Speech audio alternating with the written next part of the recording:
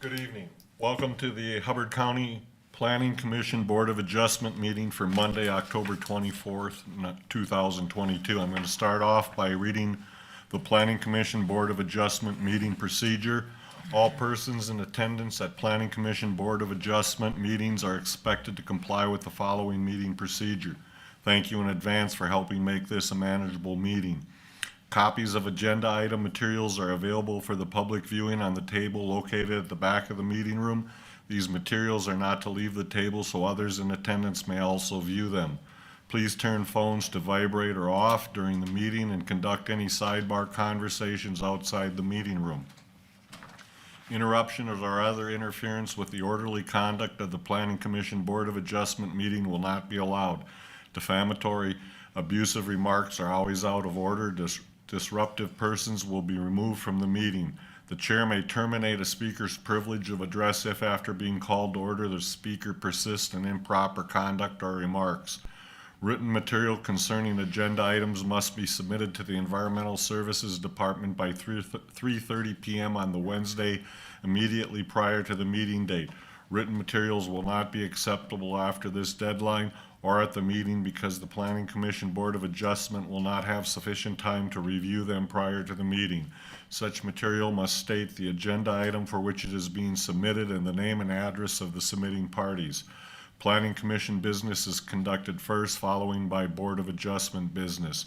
The chair will call the meeting to order and explain the meeting procedures.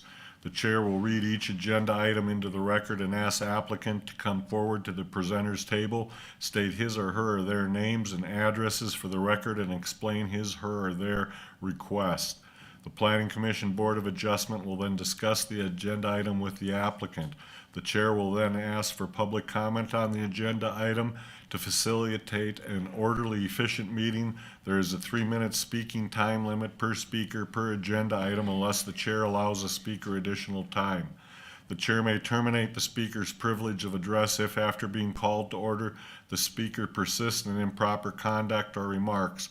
When the chair recognizes a speaker, he or she may approach the audience podium and microphone, state his or her full name and address for the record, and write such on the speaker's log, and then share his or her comments. The audience podium microphone must be used by the recognized speaker because the meeting is recorded. A member of the public may not donate his or her speaking time to another speaker. A speaker should state his or her comments and address the issue, not the applicants. All comments are to be directed toward the Planning Commission Board of Adjustment. Please do not repeat comments already made by previous speakers. The chair reserves the right to ask a group with similar comments to appoint a spokesperson. If written comments have been submitted to the Planning Commission Board of Adjustment, please do not read them aloud during the meeting as they are already part of the record, and copies thereof have been given to the Planning Commission Board of Adjustment. After everyone wanting to speak on an agenda item has done so, the chair will close public comment period on the agenda item. No further public comment will be taken after this point. The chair will give the applicant an opportunity to address issues raised during the comment. The Planning Commission Board of Adjustment will then continue its discussion on the agenda item, and the chair will entertain a motion on it. The Planning Commission Board of Adjustment may make a motion to pass, deny, or table the item. Once the motion is made and seconded, the Planning Commission Board of Adjustment will develop findings of fact for the conditional use permit and variance applications, and then vote on the motion. Once a vote is taken on agenda item, the Planning Commission Board of Adjustment will move into the next item. Meetings commence at 6 p.m. and continue until all agenda items have been heard or until 10 p.m. No new agenda items shall be considered after 9:45 p.m. The Planning Commission Board of Adjustment may at its discretion continue an item that is on the floor at 10 p.m. Any remaining agenda items shall be continued to another date, time, preferably the immediately following Tuesday at 6 p.m. and no further public notice will be provided for such a meeting continuation. The Planning Commission Board of Adjustment, through the chair, may modify these procedures prior to the meeting or agenda item.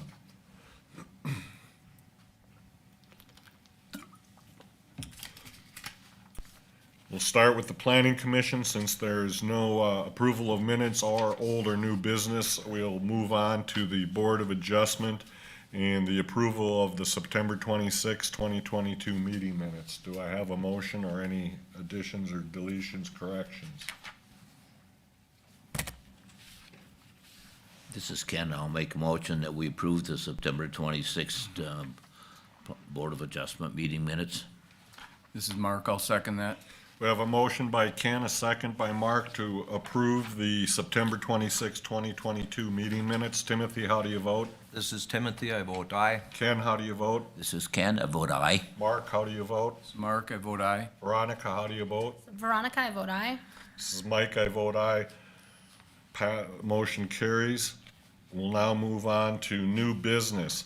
First on the agenda is Variance Application 29-V-22 by Margaret Prahl, Lot 8 in the north half of Lot 7, Block 1, Joseph C. Barta Estates, Section 28, Township 141, Range 34, Lake Emmett Township on Big Sand Lake, a recreational development lake.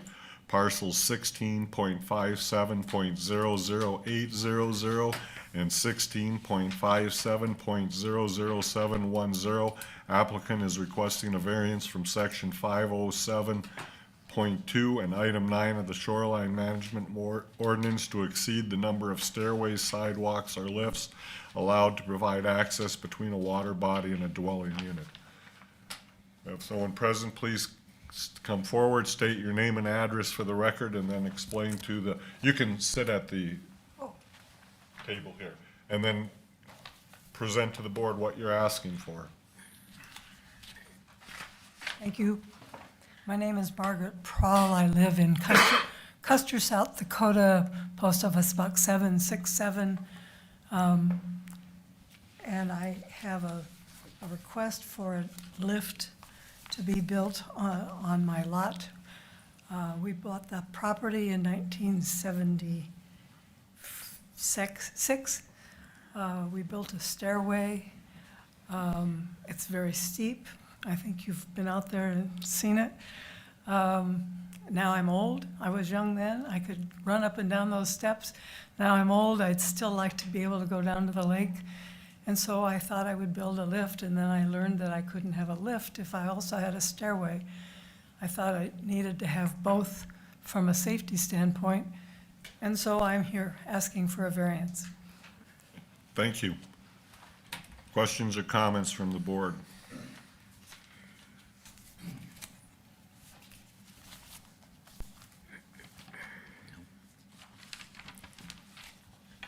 Other than, I just would make a comment that we've seen this kind of situation on Big Sand before because of the high bluff.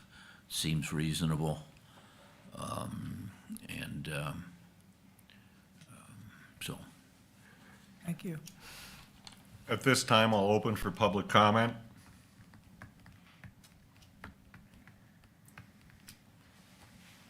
Hearing none, I'll close public comment. As Ken stated, we have done this before. It's fairly straightforward. I do have one concern.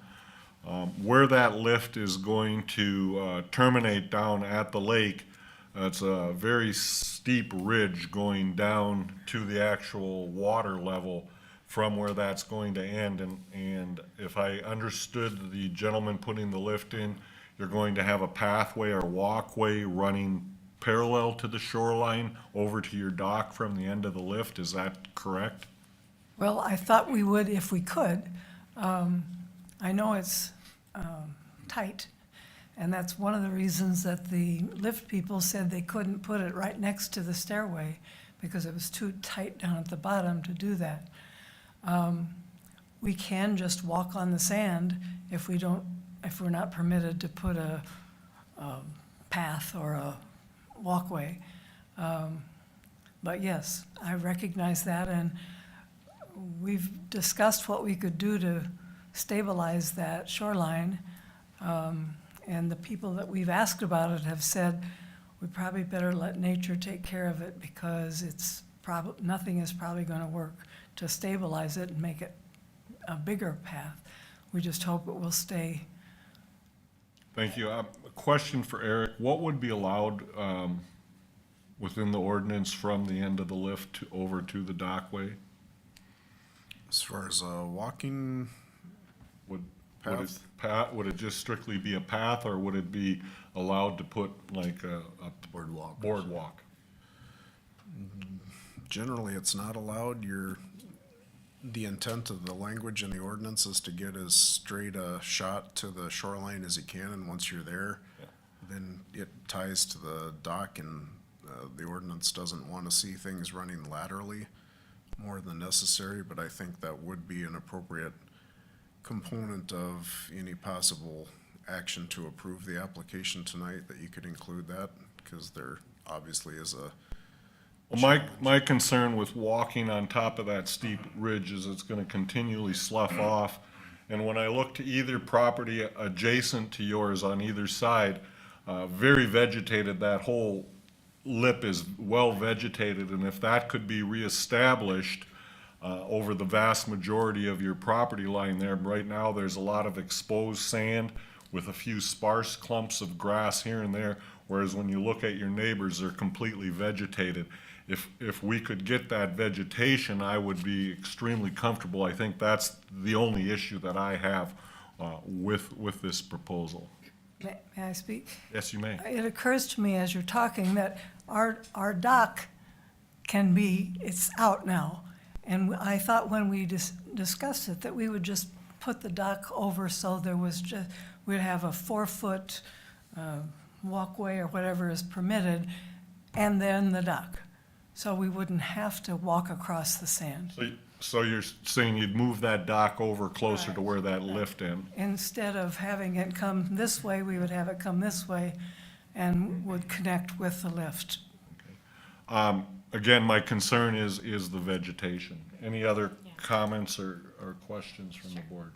Yeah, this is Veronica speaking. I had the same concerns and comments. The photo that Eric had up a little while ago showed where the stake, where the stake is proposed, where your carriage is going to quit. From that stake down to the water's edge is the area that we're concerned with.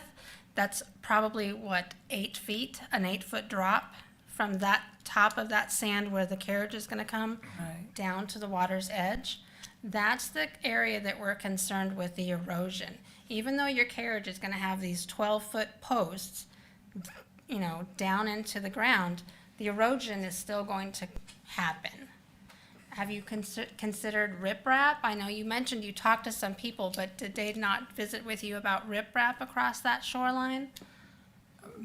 The person that came out from one of the sources here in Park Rapids said that he was doubtful that any riprap would really help. Okay. That's all I know. Because you do, like we mentioned, the concern with where your carriage is gonna end and you're gonna have a platform, but yet you're still 8 feet from the water, and then you mentioned your dock coming that way. But we did talk about tying in some type of path, if you're not gonna have your dock there, just to get to your other set of stairs, so that you can still get down to the water's edge, not having 2 separate sets of stairs, but one connecting so that you have one. Do you understand that proposal? I understand the concern. I'm not sure I understand what you're suggesting could be done. Well, you mentioned walking across the sand. In time, walking across the sand, it's just going to deteriorate and Right. continue to erode. Especially with, you just have basically nothing but sand there and like 6 to 8 feet deep. Right. So I just didn't know what your plans were on that.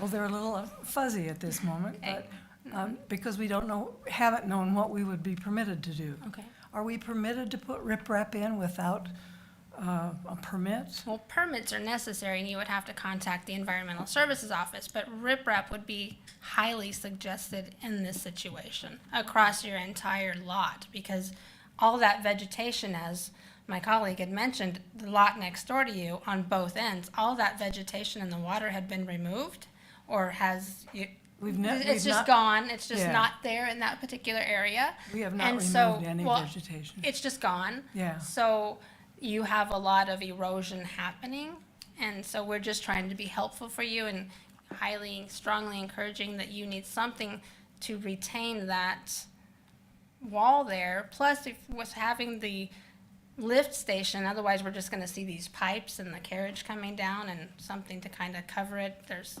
not much screening there as well. Now, the property to the south of us, they have completely revised their shoreline and it's all sand. I don't know how they were permitted to do that, but they did it. And we prefer to keep it as natural as we can. So, once we know whether we're permitted to put in the lift, we'll have someone come and design protection for the shoreline. Erosion. This is Tim speaking. I met with your contractor at the base of that hill and talked about that, and he said that he could probably move that carriage back about 6 feet from where it's currently gonna be. And that sounds like a good idea you have of moving that dock over to be a short, right out of the carriage, because that'll be your most used access to the lake now. Probably, From yeah. there. And then revegetating that edge, but moving that carriage back from where his current location is, about 6 feet, will keep all the traffic closer to the base of the hill, because there is a ledge there. I'm not sure I understand what you mean by back. Away from the lake? Yeah, Okay. yes. This is Ken. The lake is pretty shallow right there by your shoreline, isn't it? Very shallow. I am surprised that you got the advice that a rock barrier or protection wouldn't be useful. I've seen that many cases. You could build it up 2-3 feet. I think it would be. So I don't know who you talked to. And Eric, help me out. Isn't it the DNR that approves putting rocks in like that as a buffer, or do you do that? Eric speaking, our department would for lengths of shoreline 200 feet or under, and then the DNR gets involved to give approval if it exceeds 200 feet in shoreline. Okay. This is Mike. If you look at the photo that Eric has up there, and as we look at it and see your walkway and dock, would be to the left is where that lift is going to come down. And as Tim mentioned, if it's held back a little bit, it gives you a little bit more of a buffer before that immediate drop off. But when you look on the right side, and I'm not sure exactly where that property line is, but that hillside is much more vegetated in close. At least that's what it appeared when we looked at it. And riprap may be the long-term solution. I don't know. But at least I would be comfortable in this is requiring revegetation as much as possible of that shoreline, and see what that happens with the combination of the lift being slightly back and the dock being moved. I don't see as much traffic and potential for erosion, so you may be able to establish that vegetation on that actual steep lip, similar to what it is off on the right of the photo here.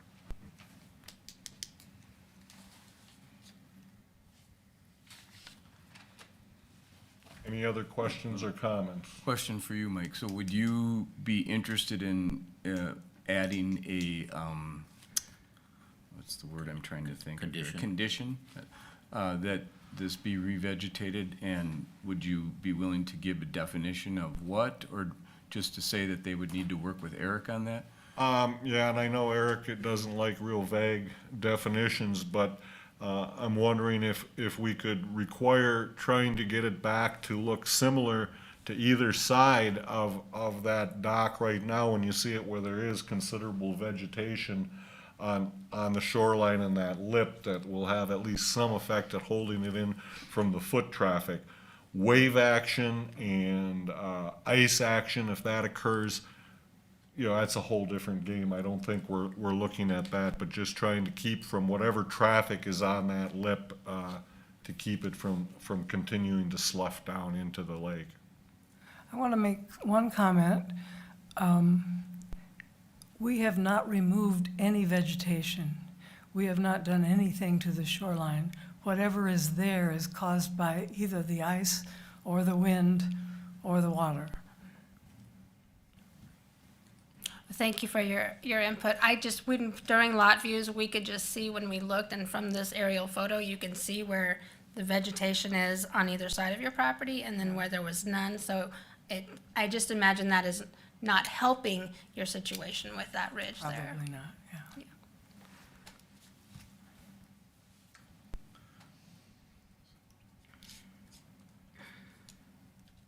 Anyone ready to make a motion? I just have one more question. You, Tim, talked to the installer, and he felt he could build the platform back in farther? Yes. Seems to me that's the best thing it could do Yeah, to control the yes. situation. I estimated it to be approximately 6 feet, but Okay. he showed where he could bring it down. It'd be steeper for him, but it'd come do down it. closer to the base of the hill. Okay. It was like, what would you say, Mike, 12 to 14 foot ledge? Right, yeah, that's what I'm thinking, somewhere in that neighborhood. Is your plan to have that dock then line up with that lift, so you would go from the lift and have the dock come right from there in some kind of a walkway, something Steps to like traverse that hill? So right now you have, it looks like there are movable stairways that come up to that first platform? Yes, And you're suggesting that the stairway would then be moved over to where that lift is? yeah, I think we can make that work, yes. I think building it back in, and that's probably the best. Okay, this is Mike. I'm going to make a motion to approve this application with the condition that the installer move it back as close as he can to the base of the hill, approximately 6 feet, and then a platform be used to connect the end of the lift to the dock system when it's installed, so you're not walking down that hill on bare ground.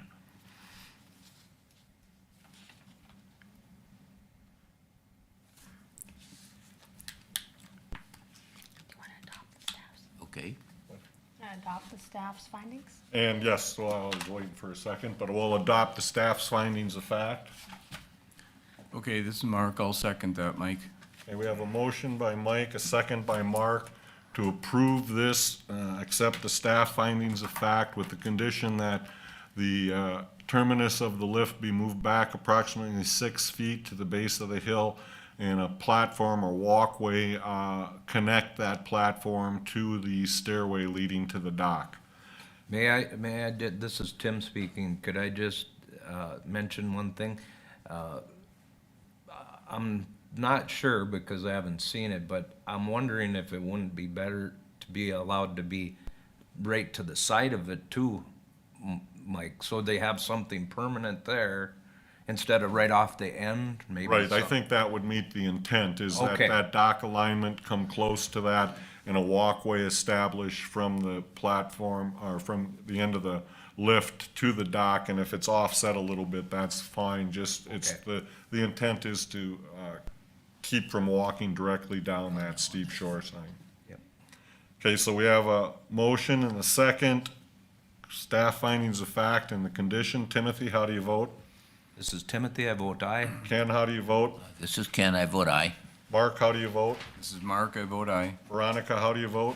Veronica, I vote aye. This is Mike, I vote aye. Motion carries. You can be in contact with Environmental Services for the necessary paperwork. And I need another permit of some sort, I'm told, yeah, okay, all right, thank Thank you. you. Next, we have variance application 30-V-22 by Lori Hilmer. And that particular application has been, the Hilmers asked that that be delayed until December. Is that correct, Eric? So I guess the tabled is the word, till December.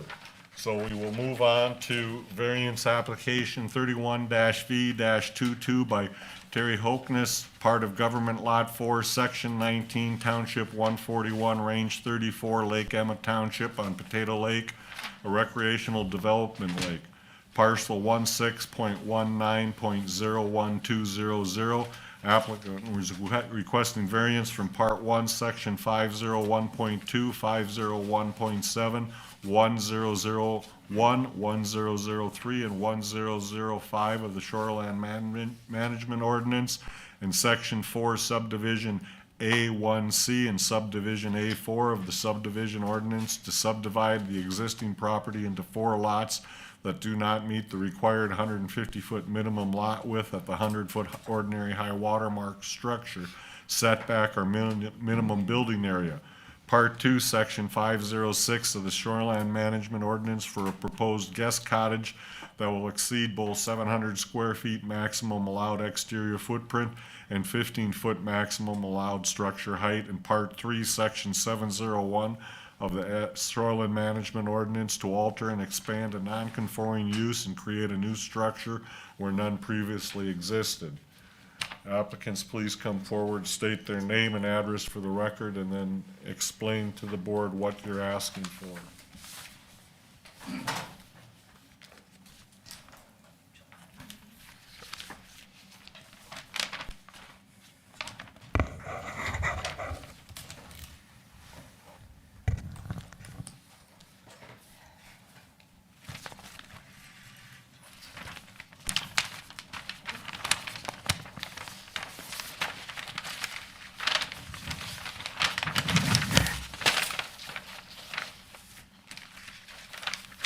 Go ahead. I'm Terry Hokeness.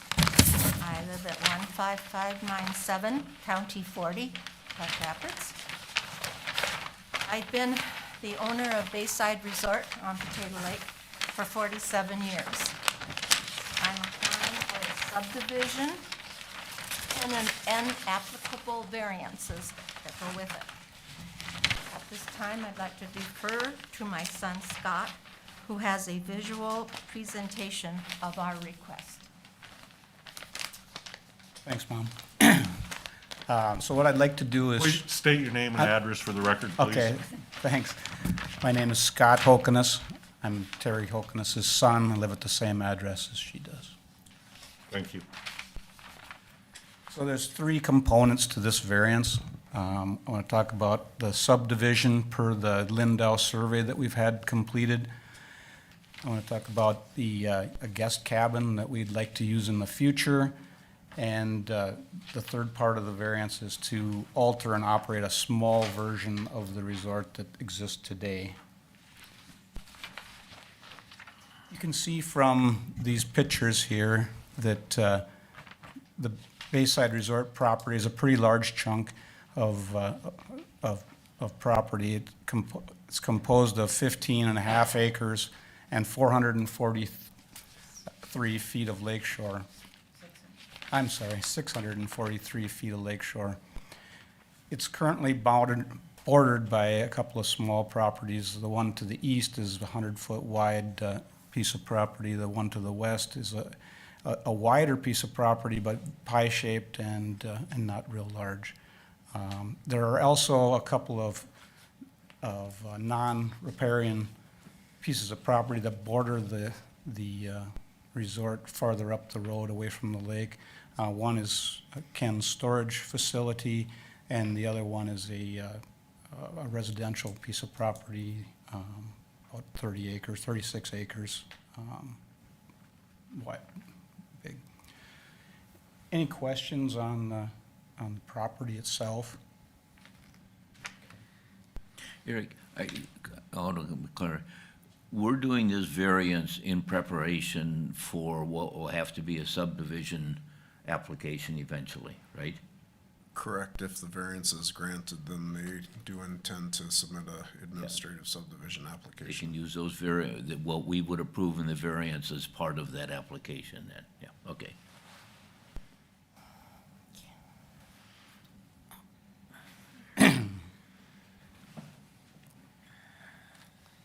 So the proposed survey is to create 4 tracts from the 15 acres that currently exist.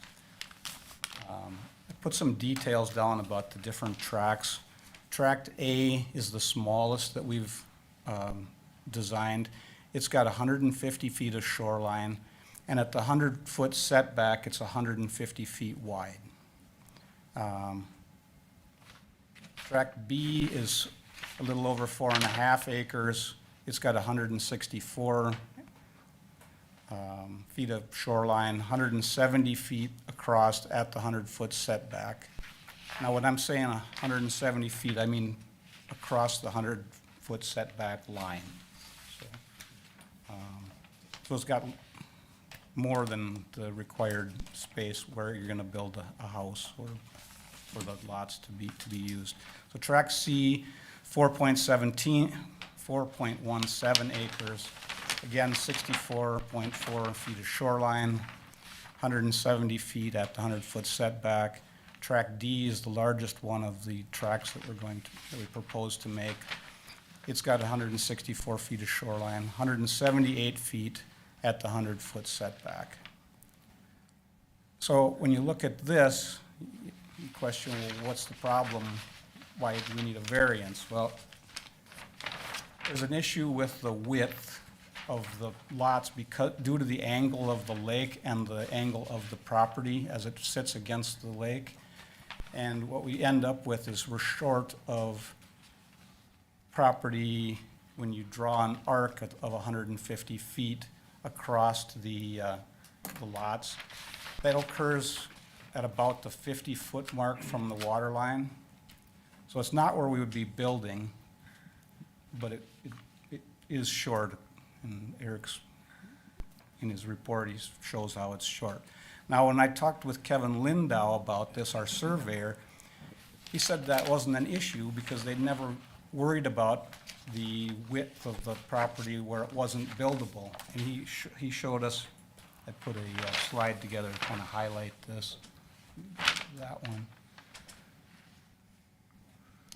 Oops, what did I do? Back.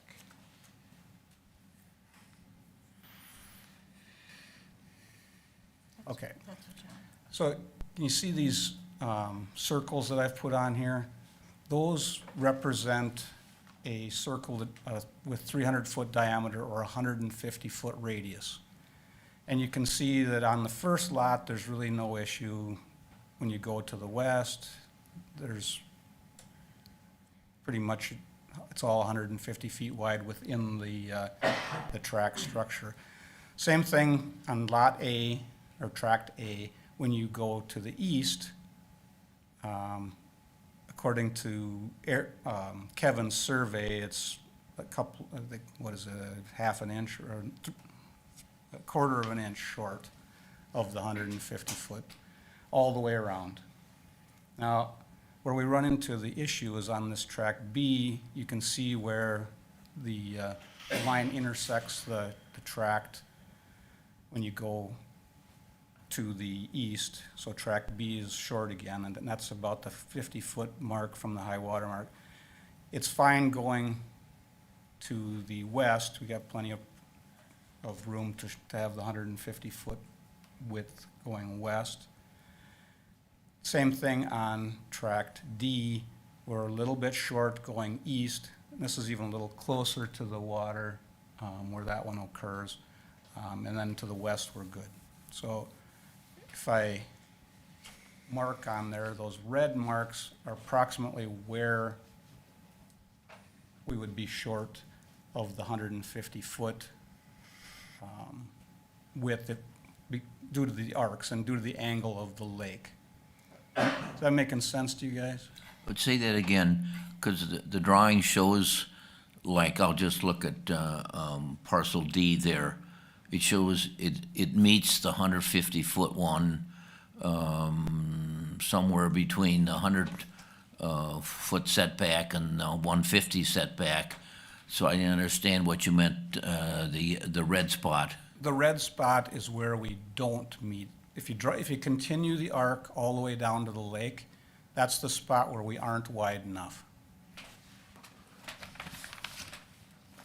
Yeah, I see that. Comes where it crosses the lot Yep. line down. And Yeah. Kevin, we've been working on this survey for 2 years. And it was just in the last month when Kevin actually talked to Eric that we realized that we didn't have the width going this direction, because we spent tons of time making sure that we had plenty of width. And according to Kevin, we needed to have it where we were gonna build, around that 100-foot setback. And we have more than 150 in that area. Where we're short is about 50 feet from the lake.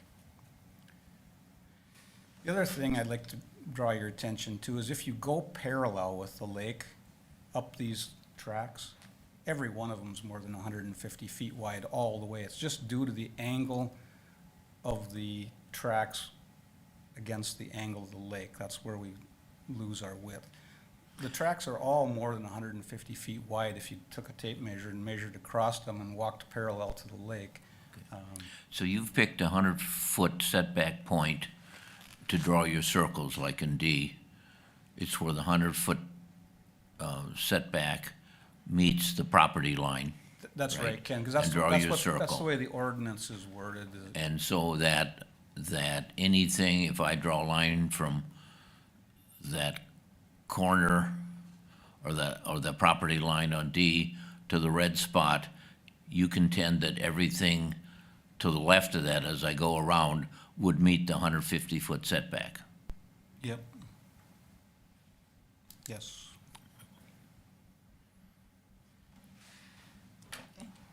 Is this your approach to it, or was Kevin's, that was the way he would say he would try to normally interpret it? Well, when he interpreted it, he said that it didn't matter going towards the lake. He said that that's a new interpretation. But, so I was just trying to show it as clearly as I could Yeah. for you guys and for my mom, so you could understand, so you could see where the shortage was. You explained it well. Yeah, thanks. You had more? Yeah, Yeah. Move along. oh, sorry. You're past your 3 minutes. Oh, I think I get more than 3 minutes, don't I? We appreciate you moving it along. So the point of trying to get, you are contending that anything 100-foot, beyond the 100-foot setback meets the 150-foot width requirement. I'd say That- anything that's beyond what the you're- 50-foot setback, Ken. Anything beyond 50 feet from the lake, or approximately that, is more than 150 feet wide. I did interpret it right, Eric. You draw the arc from the 100-foot setback. That's what Kevin told me.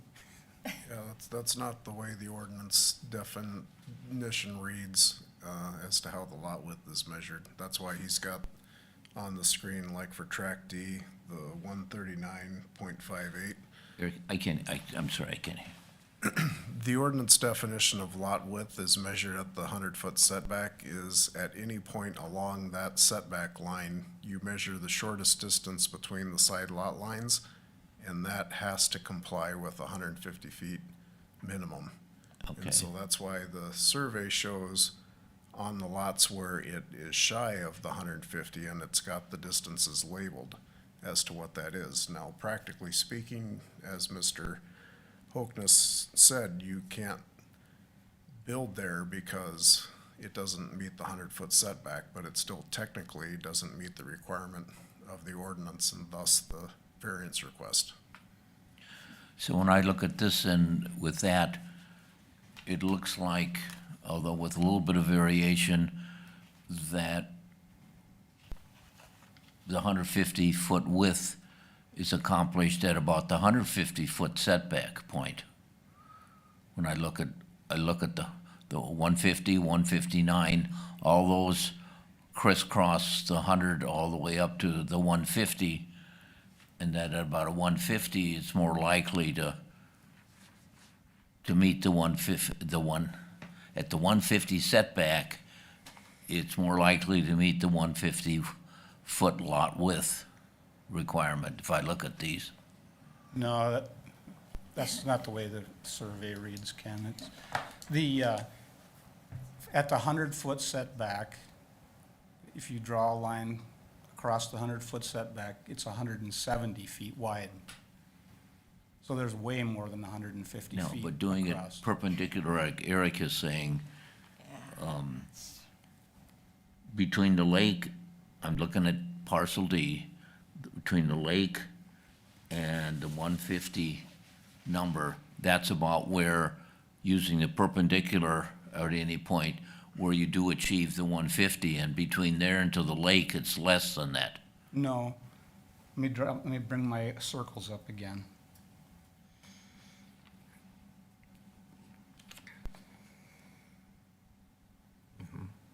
See, it's more than 150 feet across from at the 100-foot setback. The 100-foot setback is the first dashed line from the lake. Yeah, So it's considerably wider than 150 feet there.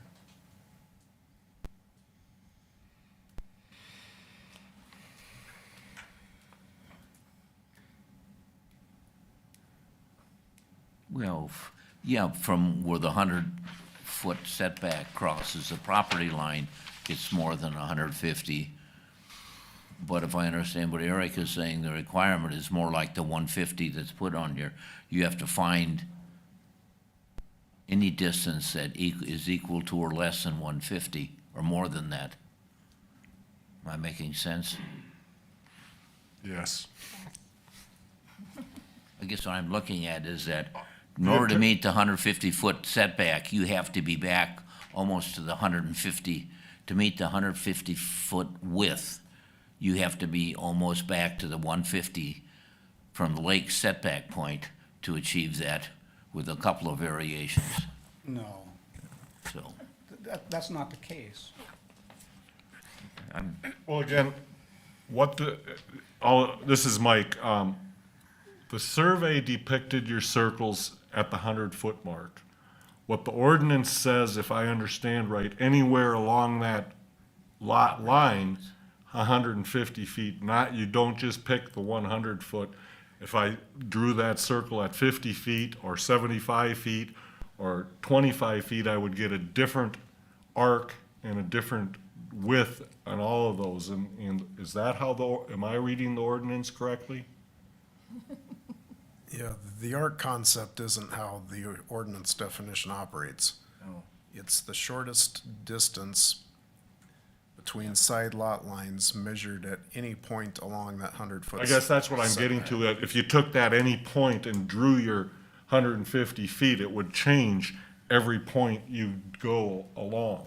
Yeah, so the better way to do it is to not think of an arc, but think of a 150-foot to scale tape measure, so to speak, Yeah. and then you run that along the 100-foot setback line, and at any point along there, that little tape measure can't touch the side lot lines. But again, Eric, you said at the 100-foot setback. Correct, the shortest distance between side lot lines. Yep. You're measuring 170 feet along the 100-foot OHW setback line. But what I'm saying is that we have 150 feet all the way down to the 50-foot mark from the high water. That's not what I see on the survey.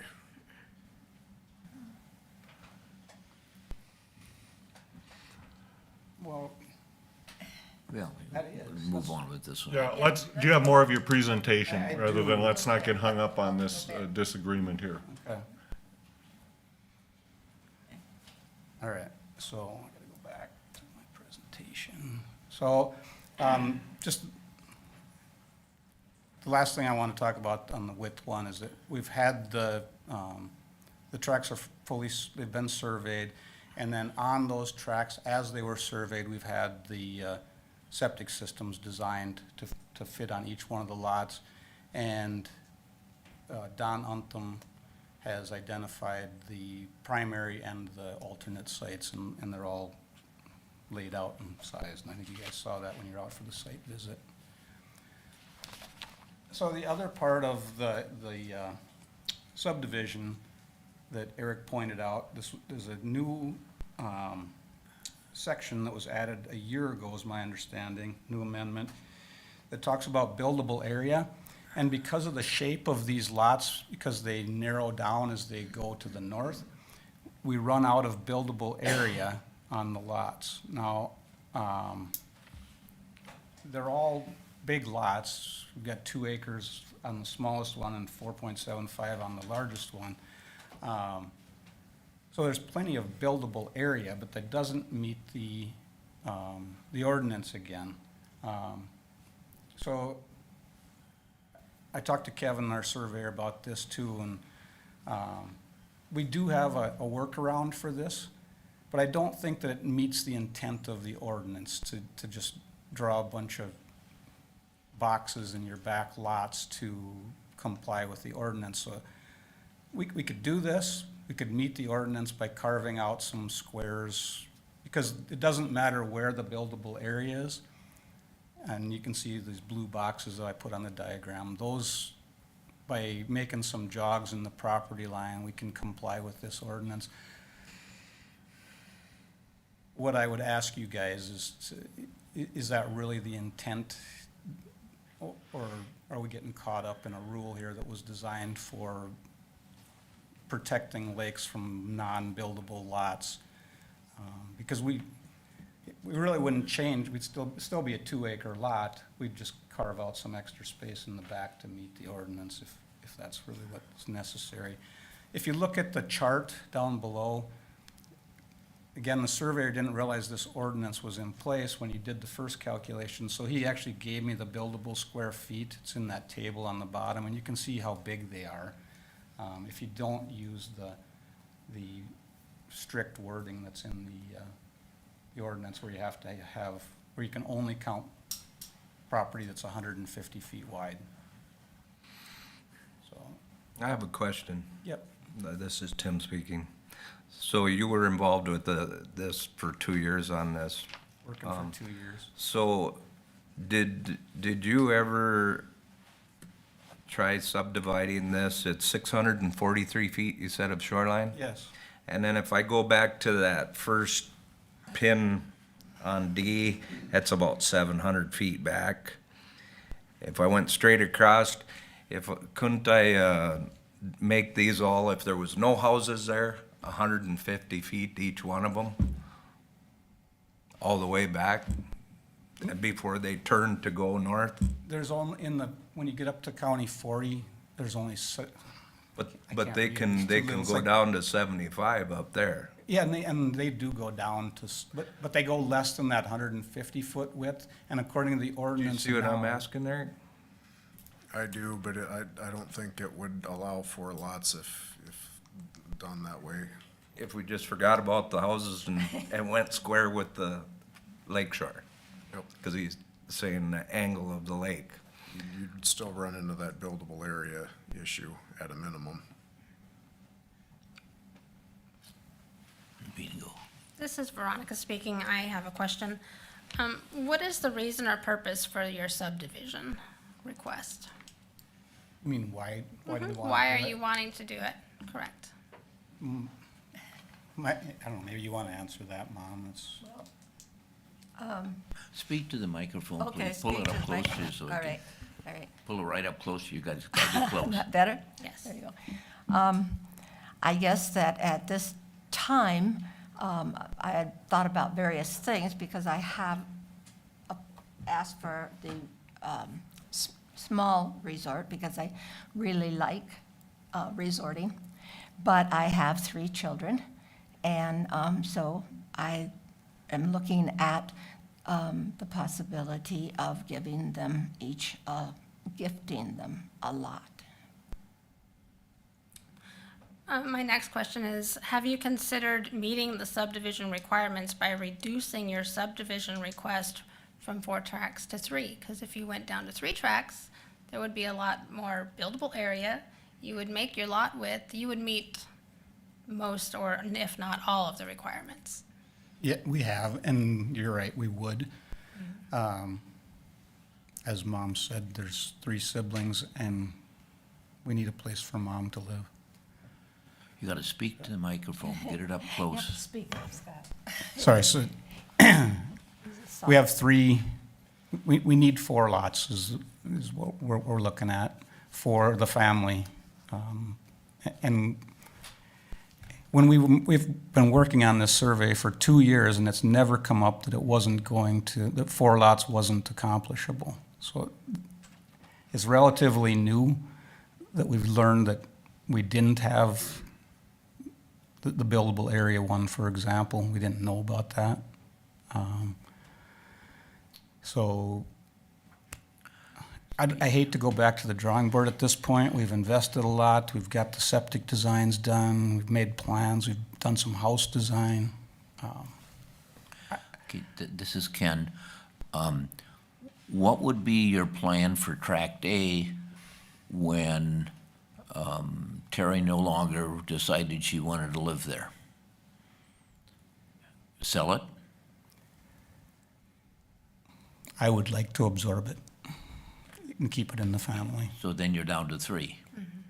Correct. Okay. But And at it this, is- at this time, I have a house there, Yeah. and I would prefer to stay there. I understand that, but actually the complication of having to continue to run the resort sort of complicates this. But it's also my understanding you have a 5th piece of property That has nothing to do with this. just to the west of the public access. I do, It's yours. So you really have, but with that, this, that you- has nothing to do with this. Well, I was trying to respond to Scott's point is you're trying to get to a point where 3 of your children have lake access at some point in time. You have one very nice lot, and home, 100 yards from Tract D. And if you're thinking Tract A was gonna be absorbed, why not do 3 now, back to her point, and go from there? It's a logical question, Ken. The biggest problem is you can't have 2 houses on one lot.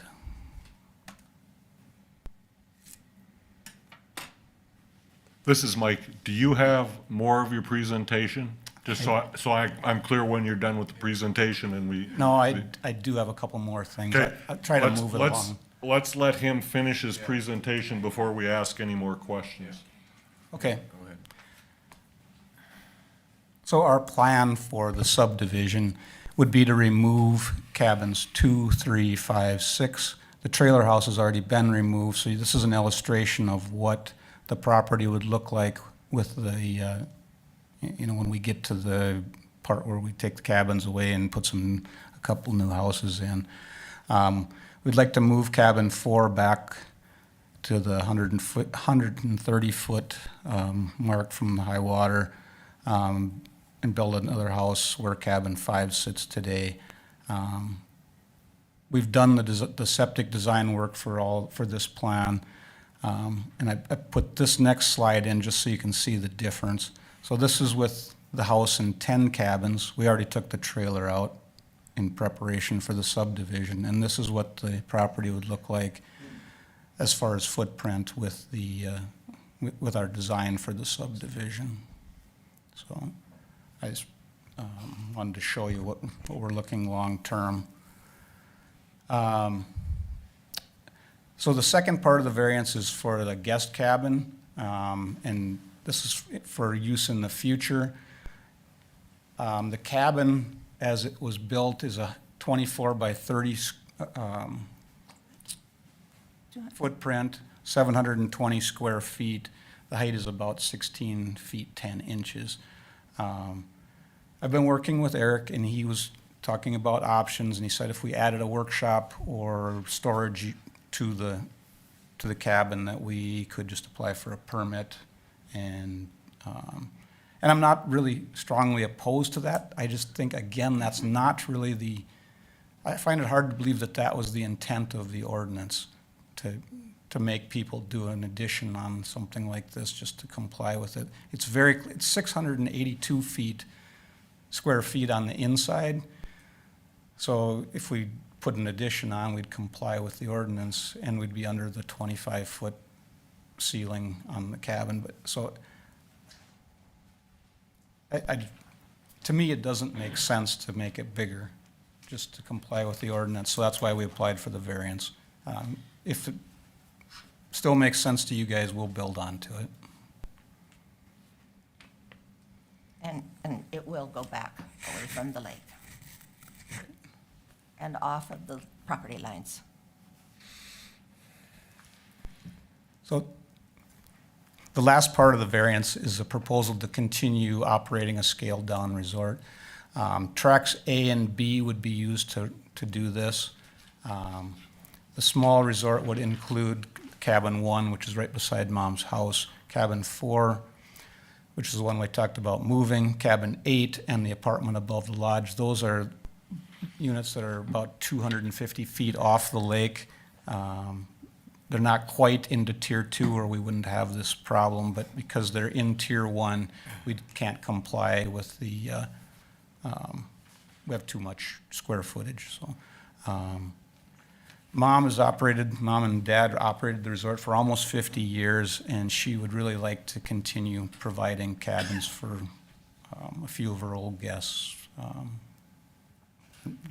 That's what she wants to do until she can't anymore. They're seasonally, full season. They're only summer cabins. We have looked at a couple other options. We considered a PUD. We don't think that fits the goals of our family, but we could consider it again.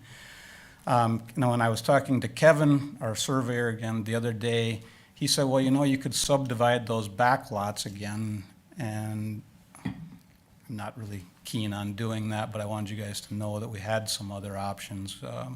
We would rather stick with our 4-tract design than look at these other options, but that's stuff we've looked at.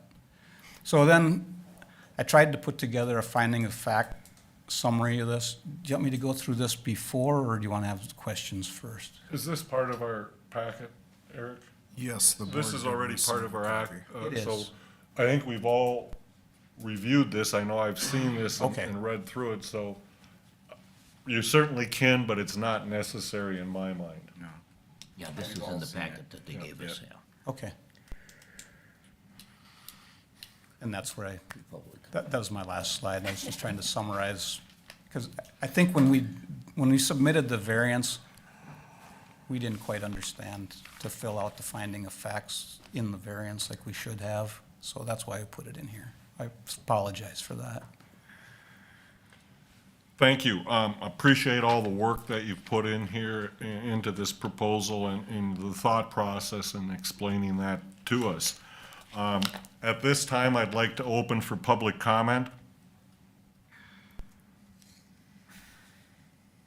Hearing none, I'll close public comment. And my standpoint, I know as a board, we prefer that if there are options that can fall into the permit rather than variance, we prefer that.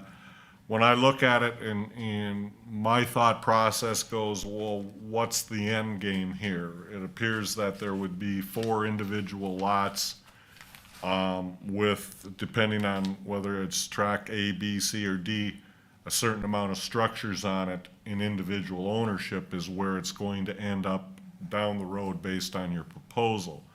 My concern at that point is several of the tracks will have more buildings than are allowed, or that uses would have to change, and what guarantee to fall into that would be a concern of mine.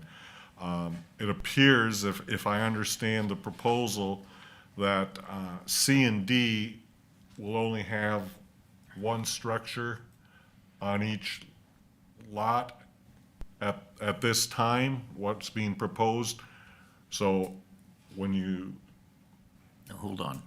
2. Yeah. 6 is removed and 4 is moved. It would have 2, it would be number 5 and the chalet. That's correct, Ken. And if you And they, tear down number 5 and build a new one, it would be, the chalet would be probably designated as a guest cabin, and the replacement of 5 would be a home. Correct. Yeah. I'm kind of with you, Mike, in the sense the end game has to be 1 residence and maybe 1 guest cabin per lot, period, and that's trying to work towards that, so, okay, go ahead. no, and I guess that's where I was headed, and of course, things can change, and that's, whatever we do here, certain things after that point come out of our control. Eric, a question for you. allowing it to continue to be a resort, does that dependent on single ownership, or can that resort be operated with separate ownership in say, tracks A and B? Because some of what's being proposed as a resort is in track B, and some is in track A. Does that require that that stay in the same ownership as long as it's operated as a resort? Eric speaking, that's a good question, and I would say that's probably up to the board, and how you might tailor a potential approval of that component of the application. Generally speaking, we like to see that the properties are all in what we would reasonably view, or any layperson would view to be the same ownership. This is Ken. My concern with that is actually the building of a new home, which then gives you two homes, and one of them being within the context of the resort.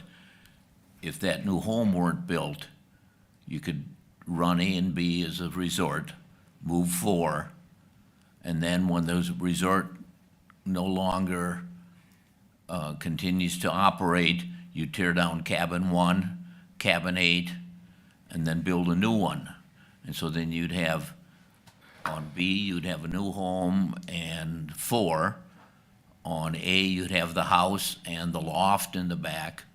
And then you would have C with either cabin 5 or a new home and the chalet, and D has just the one place which you can consider whatever it may be. To me, the biggest complication or problem I have is building a big new home on track B, which affects the density of the resort. So if one were to put their constraint that you can't build the new home until the resort ceases to operate, and you don't expand any of the other cabins, in my mind, I'd be okay with the debate we're having over the 150-foot width, and even the size of cabin 4. I see no reason those cabins that are 720-something and nicely built and squared to try to shoe fit those into, or squeeze them into 700 square feet. I don't have a problem. My biggest concern is building a home on B while you're operating the resort. So, from my standpoint. So. I was told at one time that resorts can have another home on them.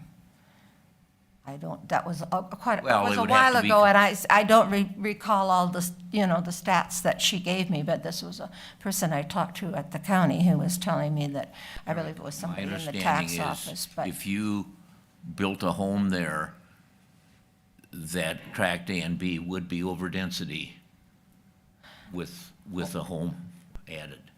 But we're removing two good-sized cabins. Yeah, but you're reducing the whole area, and the number of units you're allowed to have in a resort is a function of how much area and shoreline you have, right? Yeah, so We've always had that amount for those cabins. to clarify, there's nothing prohibiting multiple owners' dwellings or having an owner's residence in addition to staff quarters, so long as they comply with the allowed density for the resort, or they obtain a variance if they're gonna go over the density. So that's the clarification I can offer as to the aspect of the second home being proposed. And that's why we're asking for the variance, is we're proposing to use 2 of the cabins that are back off the lake, and that puts us over the, That's all right. we're proposing to use 2 of those cabins that are back off the lake, and that does put us over the density calculation. But you can't even see those cabins from the lake, they're far back. Yeah. Right. Other questions or comments from the board?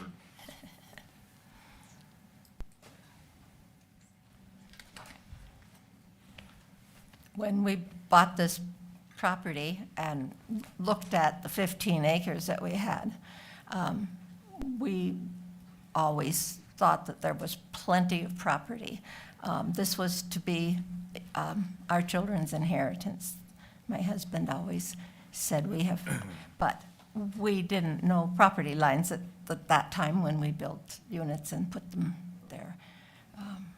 Several of the units we built and put there, but, so I,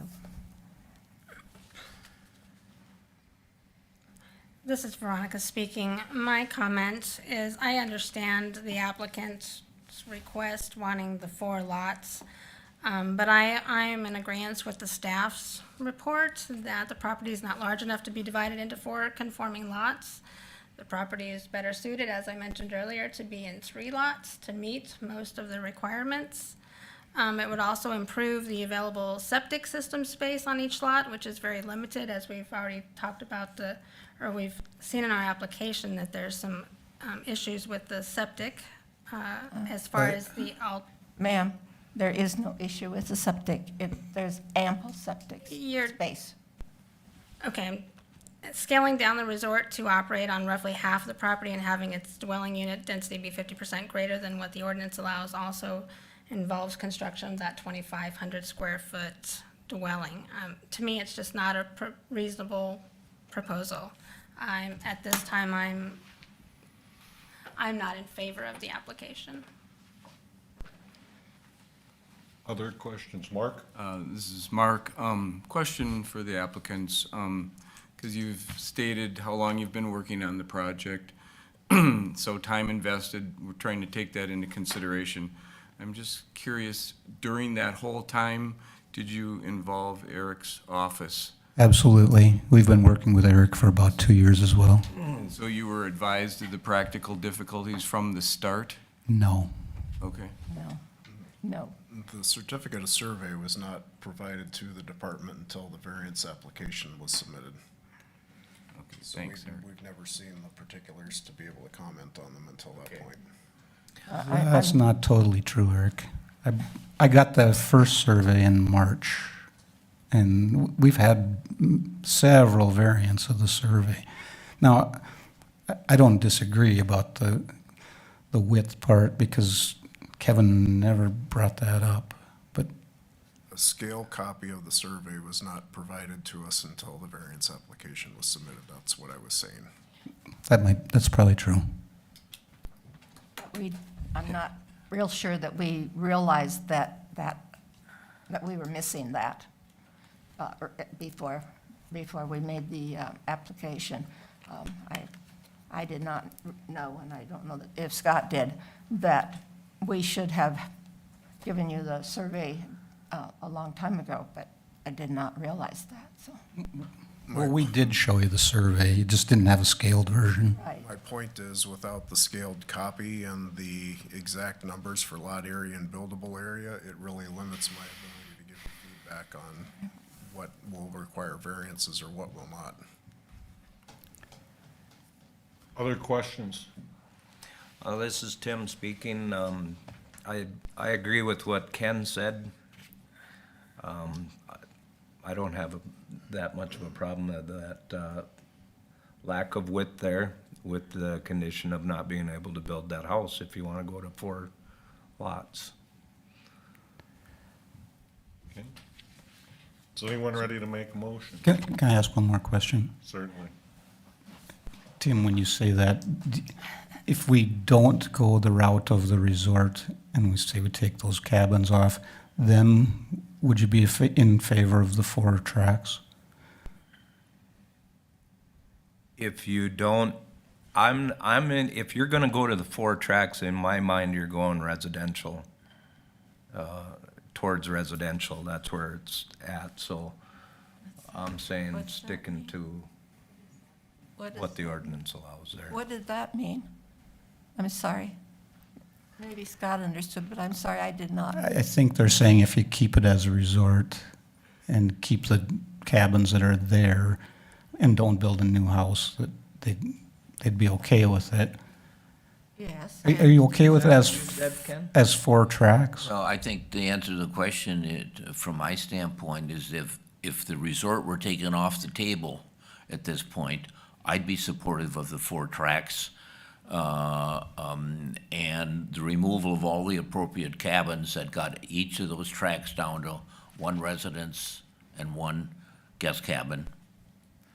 And the other thing is, any new structures, which you're proposing, like replacing 5 and replacing 2, 3, have to be back behind the 100-foot line, including decks.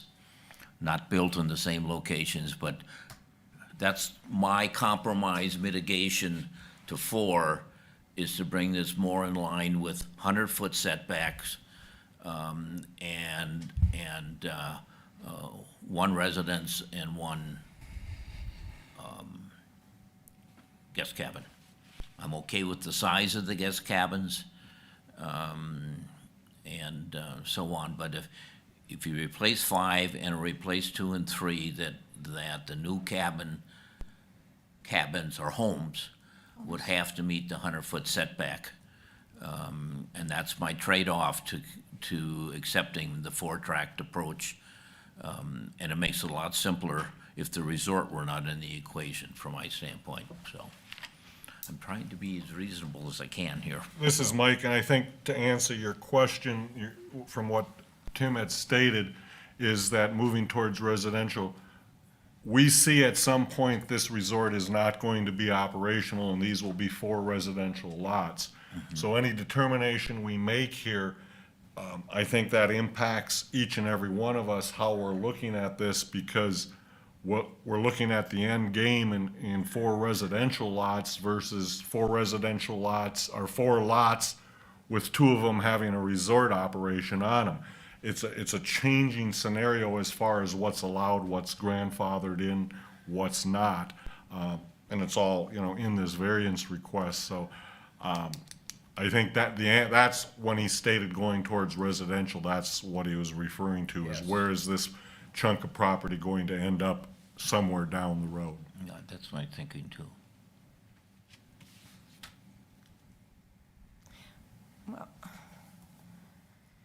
I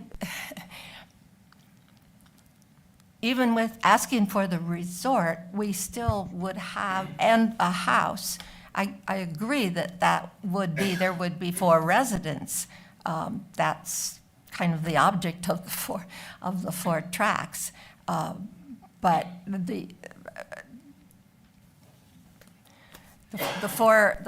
that would, each residence can have 1 guest cabin, right?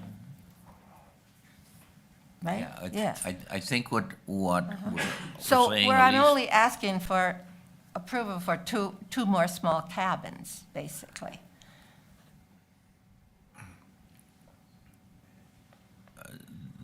then that's more, it's more than We- allowed. I know. I guess, but- back to Tim and what we've been saying, if you just looked at trying to turn this into 4 residential lots, okay, Right, and what makes sense, and as a compromise to the size, you'd have 1 residence and 1 guest cabin on each, which means you'd have to remove 1, 8, 2, 3, move 4, and get rid of 6, and then you would meet those requirements, and any new structure has to meet the 100-foot setback. That would make a nice, So, Ken, why should we pay why should this be set back more than the 100-foot setback when the neighbors can build it that wherever an existing residence or cabin was or we can whatever? only look forward in what the ordinance is. I can't make up rules about what happens. No, but the rule is that you don't have to go back to the 100-foot setback. Yeah, but the rule also is you have to meet the 150-foot width tract. And I'm saying, all right, we'll give you those 4 tracts that don't meet that requirement, but what you gotta give back is any new residence gotta be 100-foot back, and you have to meet the 1 residence and only 1 guest cabin per lot. That's what the ordinance is. If you were greenfielding this and starting from scratch, that's what you would be allowed by the ordinance. And we try to not create non-conforming situations as best we can, okay? You know I'm in a very uncomfortable position here. I know you President of the are. Lake Association, your neighbor, I know. next door. And I know your and property. friends, Yep. okay, and so on. You know I'm in an uncomfortable position, but I'm trying to find I'm trying to wipe all that aside and say, what would I be doing if I didn't know you from Adam or whatever? I'm trying to come to where, what makes sense? Where's the end game? Because that's where you're headed. You'd like 4 lots for good reasons. And that's what, to me, would make sense. Now, is there 2 steps in between? I don't know, but that's what makes them, to me, and I gotta rely on my colleagues. Well, what that they was our, think. that was our goal, was to have this stepwise thing for Mom to run the resort, but I understand your concern. Yeah, But I'm not, I know that this has to do with the 100-foot here and there and whatever, but I really do not quite understand why you were saying that these houses, I believe having a new house built there will be about at the 100-foot setback? It will. Yes. The new home that Scott plans to build, he planned to be a little bit closer to the lake than, because he was going with the footprint of 2 and 3.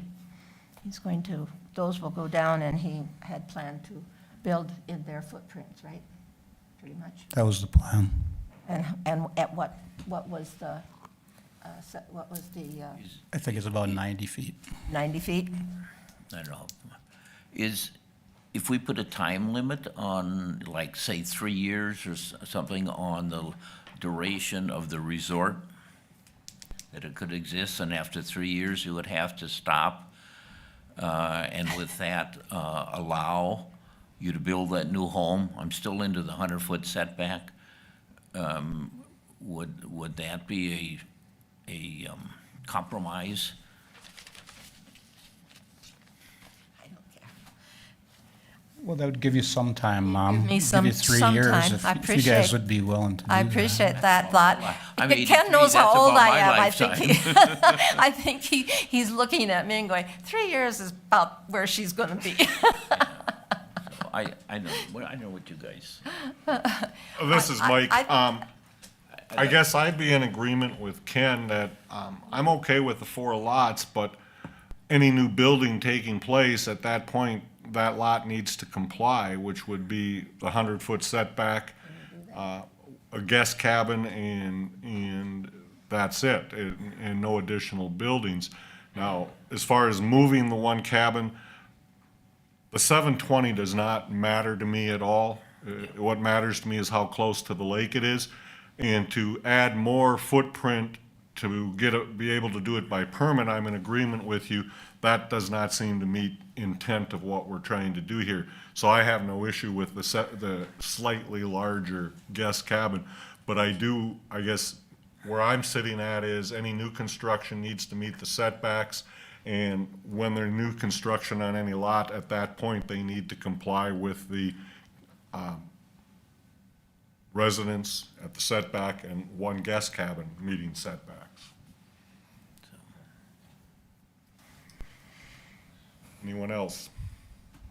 Mr. Chair, this is Mark. I'll just weigh in my 2 cents that at this point, I concur, at least with what Veronica said before. I wouldn't be in favor myself of the 4 lots, so I'm not gonna get into whether or not you should be allowed to keep the part of the resort or anything, because in my mind, I'm not gonna get past the lots going for properties, so I probably would not be on board with approving this variance as I see it right now. So, Mark, can I ask which parts, is it the width or the buildable area?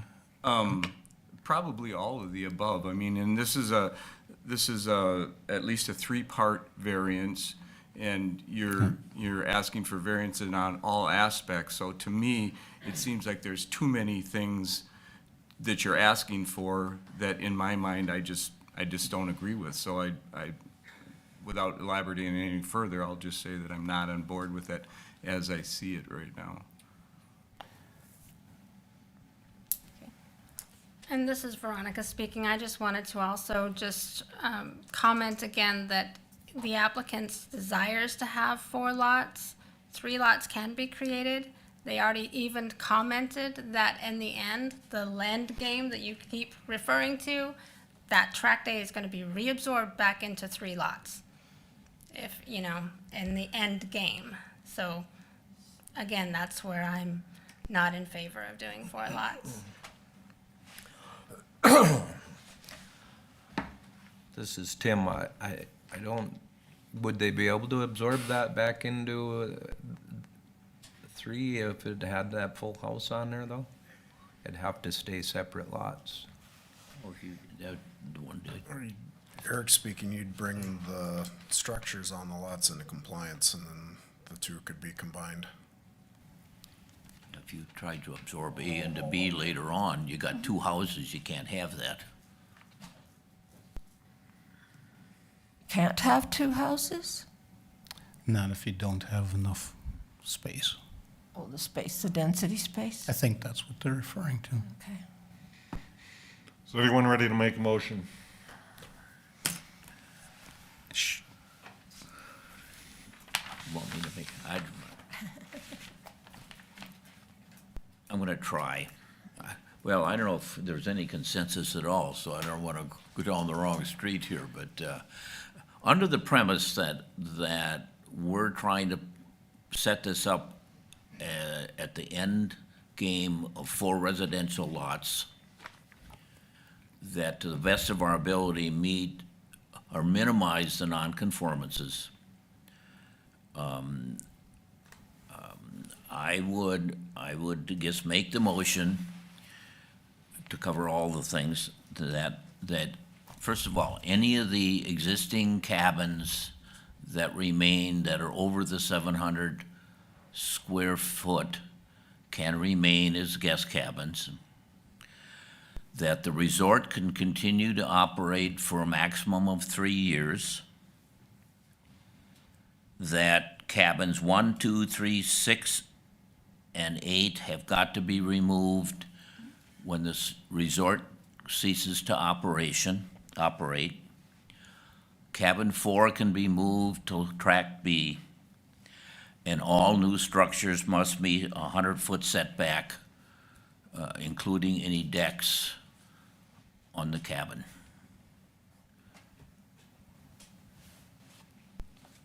Are there any loopholes in that? I suppose I could add that all septic systems must meet requirements. For sure. 3 years from what date, Ken? 3 years from what date? Yeah, when I was writing that down, I was thinking, where are we? Let me say 3 years from the, it's either based on this variance application or acceptance of the final planning commission subdivision plan, which I assume will happen sometime in the next couple of months if it happens. And that would mean you could run three summers. Yeah, I would Right. start, I assume my 3 years would start like in May of '23, right? Is that what you're thinking?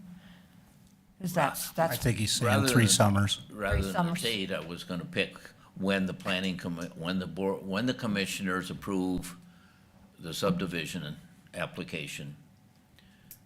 3 years from that date. Now, let's say that was January 1st of this year, so 23, 24, and 25, it could operate, right? Okay. Is that the right math? Okay. I would like to set it as 3 years from the date to which the planning commission, or the commissioners approves the subdivision plot. And to clarify, it would be, the application type is able to be acted on at a staff level. What? Eric's office can do the application, the subdivision application at staff level. I cannot hear. Eric's office can do the subdivision at his level. You can. Okay, so whenever you sign off on it, that's it. Okay, yeah. This is Veronica speaking. Do you understand the conditions that he's implying on his motion about you not being able to build that 2,500 square foot house at that location, that it would have to meet the setback requirement? Yeah, at the 100-foot setback. I got that. Yep, thank you. Thanks for clarifying that. No, because the resort wants to still operate with 8. I think we can. Okay, and they may want to build sooner than that. So but once the resort stops, then 8's gonna go away. I think that's their main issue. Once they go into separate ownership, they must be in Yeah, compliance. yeah, that was, You wanna state that? I don't even know what I all said so far. What I've got so far, Ken, is that any existing cabins over the 700 foot could be moved and used as a guest cabin. Okay. The resort can operate from 3 They years. could remain and or move, Remain, okay. okay? Oh, that cabin 4 that you're talking about, no, we understood it had to be moved That- because it's on a property line.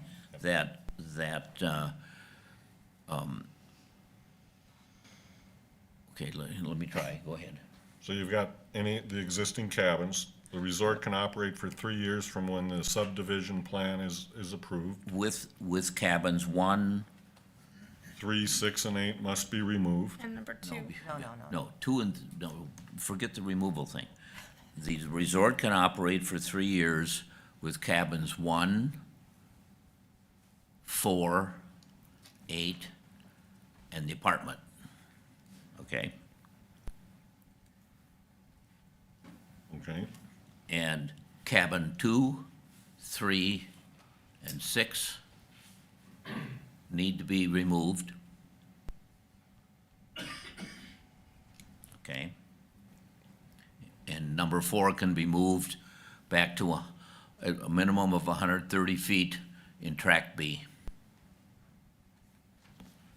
And then a new home can be built on tract B.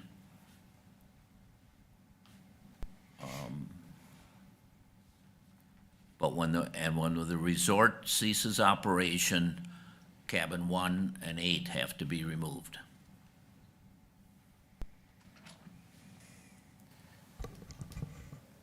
Hey, Ken, can I ask a quick question? Yeah. When you say, do you really want them physically removed, or Eric was telling me we could make them into shops or whatever? Like that cabin 8 that's way back from the lake, I'd kind of like to make a wood shop out of that some days. we're You want it trying. gone? And Eric wants me to make cabin 1 a yoga studio. 1 has to be removed because it's Why? a guest cabin. Yeah. Yeah, no, I say removed. Oh. That's gonna, Cease to operate. Is that what you mean? removed. You want me to physically remove that thing or just take? Physically removed, I don't want them there with the possibility that somewhere in the future, someone will want to use them for something. So tract A has a house and the apartment Okay, in the lodge. Tract B will have a new home and cabin 4 as a guest cabin. Lot C will have cabin 5 as a main home and the chalet as a guest cabin. And tract D will have, why can't I read that? Nordic. Nordic. What's the name on there? Nordic. Nordic. Okay. Have I made sense? That gets it looking like we want it to look in 3 years. Right. Okay? Yeah, I think you bypassed cabin 8 when he was talking about it, but that goes on track B property. Well, Right. now it is, Right, and so- you'll rent it, but when you When we're cease done- operation, 8 goes away and 1 go away. Okay. But 8, he's asking that 8 doesn't have to be taken down, physically removed. Yes, I'm saying physically removed. that's a pretty permanent building. I mean, it's not an easy-to-remove building, I guess is what This I'm is Mike saying. speaking. We're in the middle of a motion here. I'm not sure how much interest I have in back and forth anymore with the applicants. I see now why the staff, and this has gotten quite convoluted as we go down this road. And the further down this road, the less supportive I am of this. Okay. Of this. So at this point, I'm going to, I guess, do an about face based on, it's just too much. We're putting so many conditions and so many moving parts on here. Mike, is he allowed to finish his motion? Yep, he is allowed to finish My his. motion says remove 1 and 8. Okay? And I think I said and any new structures could have to meet the 100-foot setback. Is there a second? We have to do findings? Yeah. Findings of fact, Ken? Oh, jeez. I know. I've been dreading that. Depends if you want findings to aid the potential of a second, or if you'd rather know if there's a second before you go through. I'd the rather know findings. if there's a second before we go through the findings. I would second it. Okay, we have a second by Timothy, so.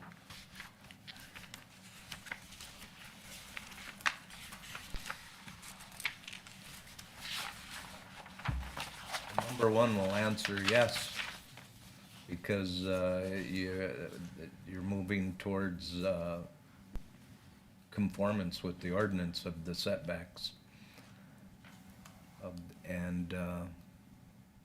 And also the allowed structures per lot. So that's in harmony with our general purposes.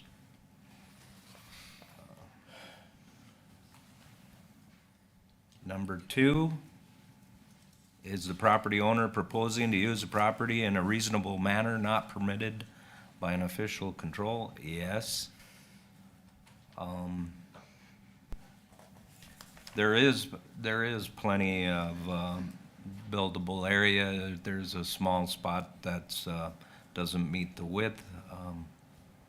And building residences on there is reasonable on 4 lots. Is the need for the variance due to circumstances unique to the property and not created by the current owner or prior property owners? And yes, and I've used this before because of an angle of the shoreline with the angle of property lines, the way it was surveyed, making the lot widths smaller.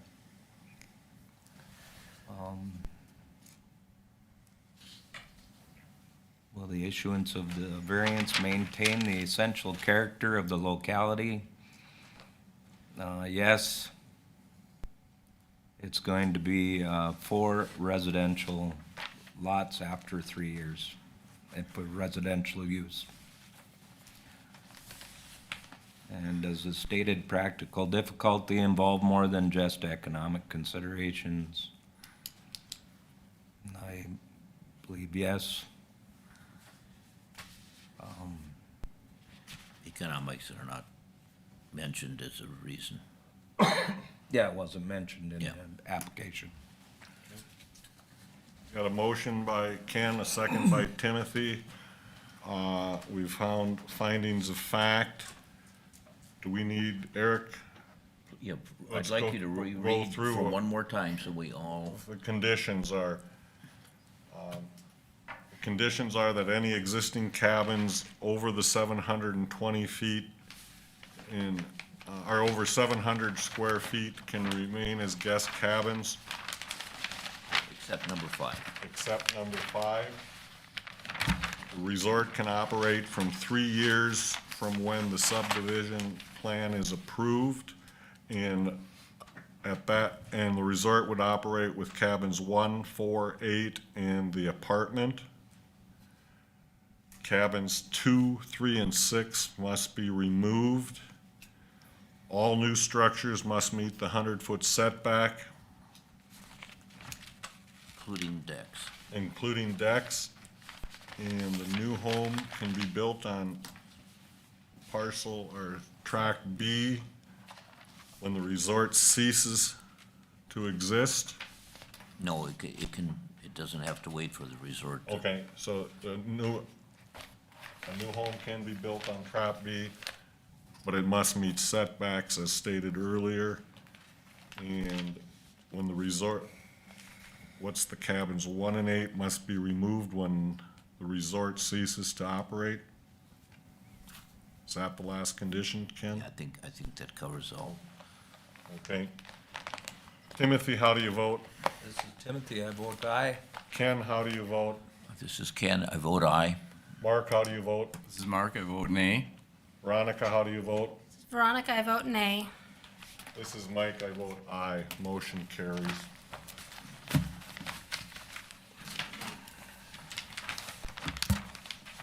Thank you. You will be in touch with Environmental Services. Thank you, Board.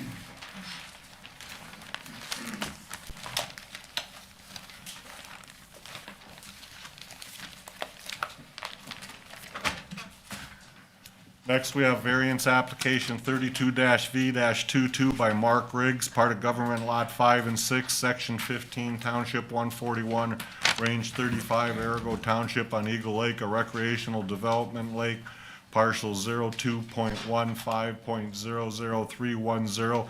Applicant is requesting a variance from Section 701 of the Shoreline Management Ordinance to alter a structure devoted to a non-conforming use. Please state your name, address for the record, Mark Riggs, 25186 US 71. and then explain to the board what you're asking.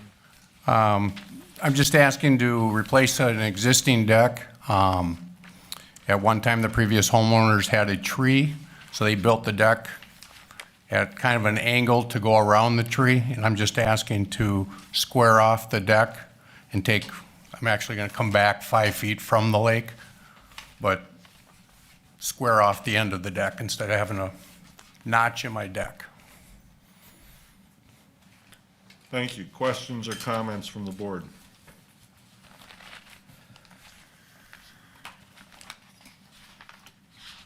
At this time, I'll open for public comment.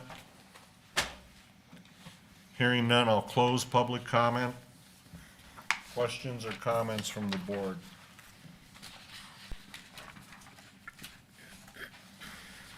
I see it as a reasonable request when we're out there and cutting off that point and squaring things off. In need of a new deck, you could see where your existing boards just won't hold anything anymore. I find this to be a good request. Any other questions or comments? This is Veronica speaking. I agree with you, Mr. Chair.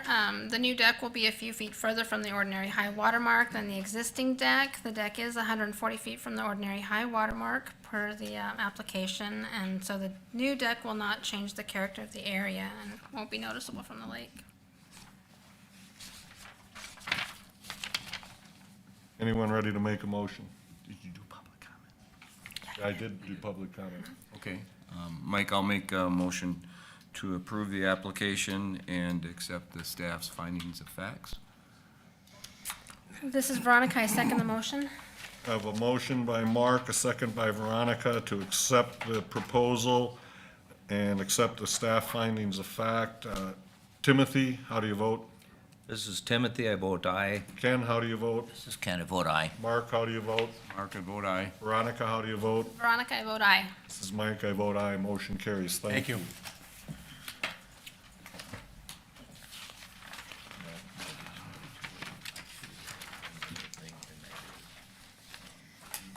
For access to lots C and D should be done per the drawing, but I think that we can pick that up when he does that.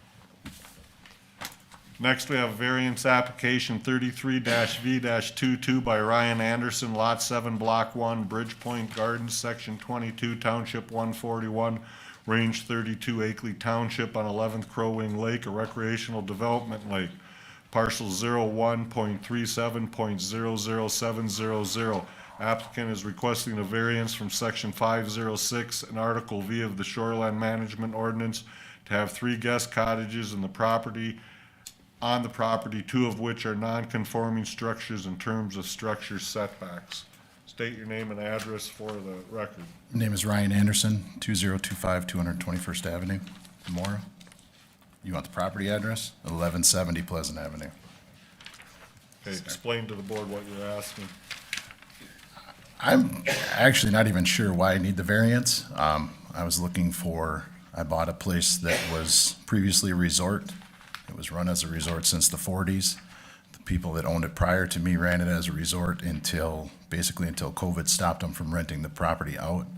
Evidently, they didn't keep up their license with the state of Minnesota, and so it wasn't technically a resort. We've been renting a space there since 2000, I believe. We have the camper in the rear of the property. And what I want to do is cabin number 2, I wanted to raise the ceiling height in the cabin. And the ceiling height right now is 6 feet in the bedrooms. And I was looking to raise that up. And when we went in to get a building permit for the structural, they told me that I needed a variance to have the rest of the cabins on the property. So cabin number 4, we're not looking to do anything structural to that cabin. We just want to keep it the way it is, replace the shingles on the roof, maybe re-side it, keep it from leaking. Cabin number 3, we've been using as well. It just needs some updating. But what I'm looking to do with cabin number 2 is to make it more of a usable space.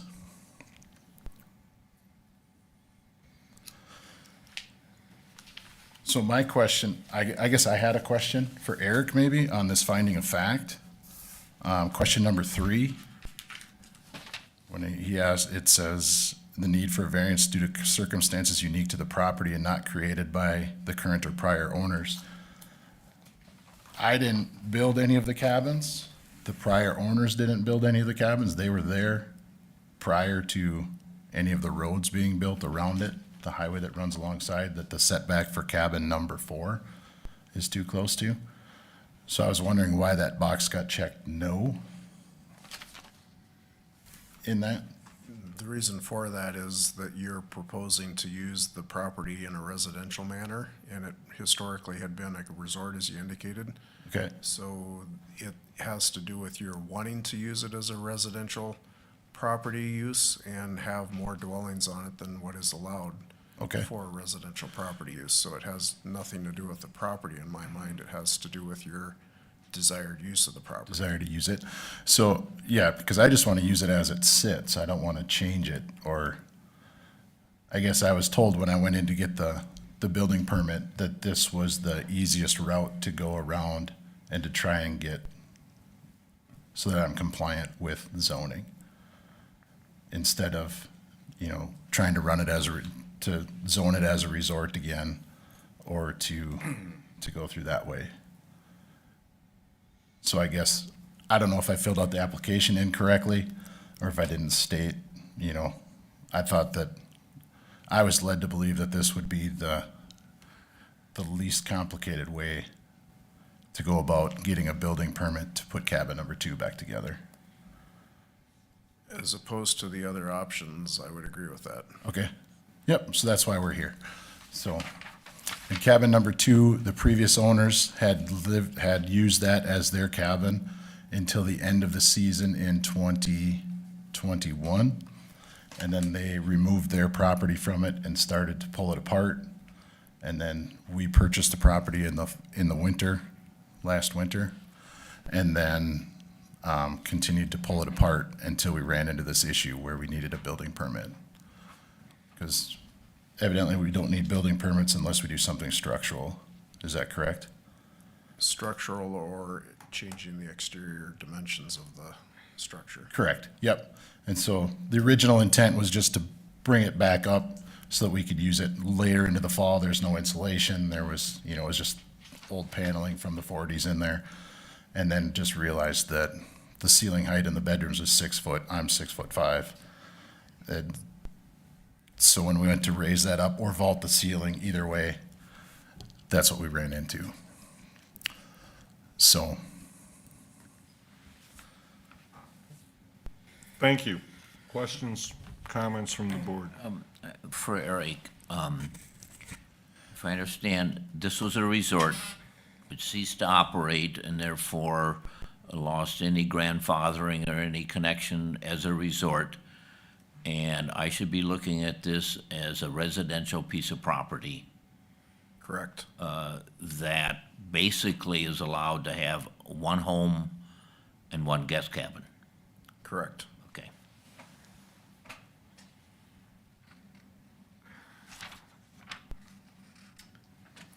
Art? Mike, while we were out there, one of my colleagues here, I heard, posed the question about, so this is really a question for Eric, about the possibility or what would be the difficulties of making this a PUD. Eric speaking, PUD requires a minimum of 5 dwelling units, and then it would go through a conditional use permit process. And it would be up to the planning commission and ultimately the county board as to whether or not they would allow, if 5 units were requested, that many, due to the fact that the property, when you do the assessment of how many units would be allowed, if it was a brand-new proposal, would be a number that would be under 5, probably in that 2 range. So it would be unknown until it reached the county board level of whether it would be approved to function as a PUD. And then potentially, depending on the type of PUD that they would select, it may involve a plat if the units would be desired to be conveyed individually in separate ownership versus the other 2 forms, which are a cooperative or a condominium style of ownership.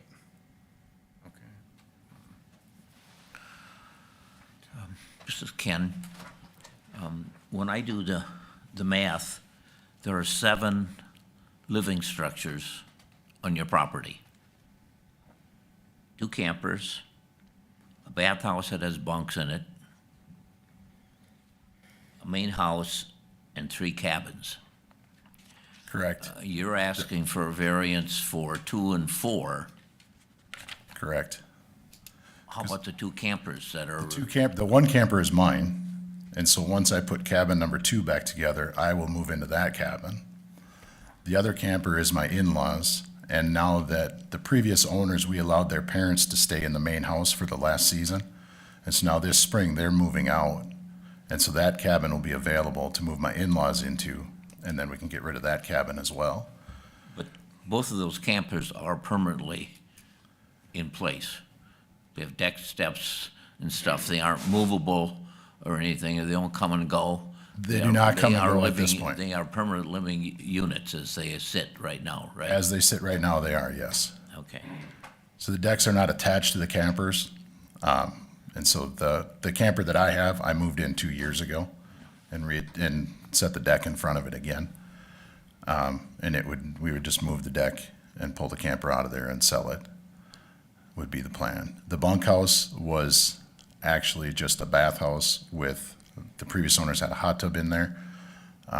We put the bunks in there. My teenage kids and their friends would stay in there this summer. That is not a long-term goal. That is a short-term.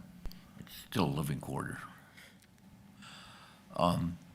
Eric, if we were to deny this and say cabin 2 and 4 would have to be not used or removed, what's the rules on those 2 campers? Because they are every bit the same as a cabin. What if this has to come into compliance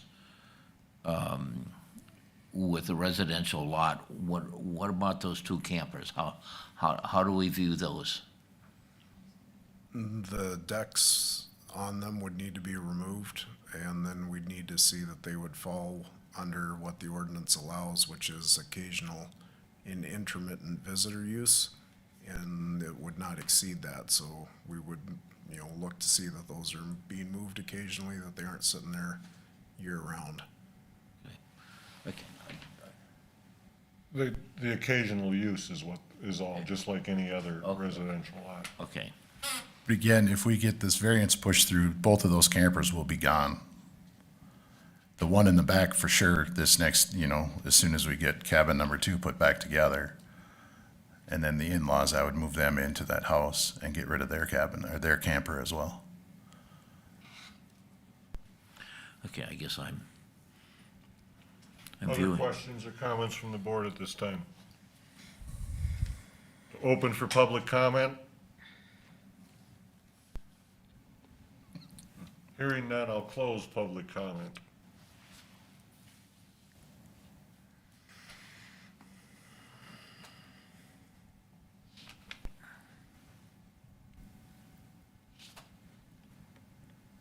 Any more comments from us? Anyone else?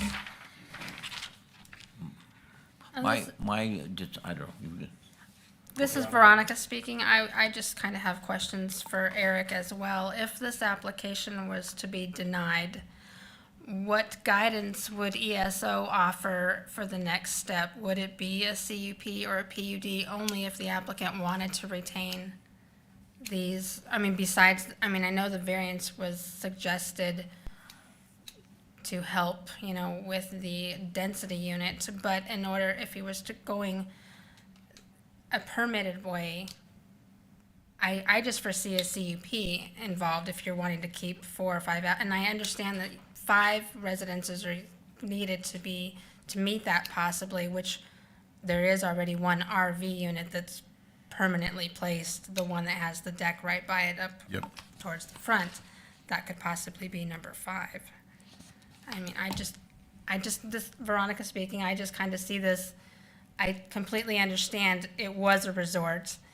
You rented it from a resort owner, then COVID came, and then the resort shut down, basically. And so they lost the resort use. It kind of was grandfathered in as a resort at one time. Unfortunately, we can't get you back to that resort phase because it had lost out, in a year or two's time. But a CUP for the PUD. But are you talking a year or two's time during COVID when they wouldn't let it be run as a resort? Correct, yeah, that's where they So- kind of lost that time frame. So how does That's that, my how does that, understanding. how does that work then? If they're shut down because of COVID, the whole world was shut down. Like, you can't count that time against not being rented out. If the government said you can't rent it out, you can't count that time against that as, Still had to pay for a license like anybody that wasn't working. Right. sure, We all had to keep them up. yep. So that's where the problem failed with the applicant prior to you, or the resort owner. They did not keep Do their we know when that license. license went into? I thought it was much earlier. It was much earlier. It was much earlier than that. The license part, like, they didn't keep it up at Didn't all keep it when up, they, I understand. when they took over. So that use was lost prior Like to COVID. 1999 or something, Okay. yes.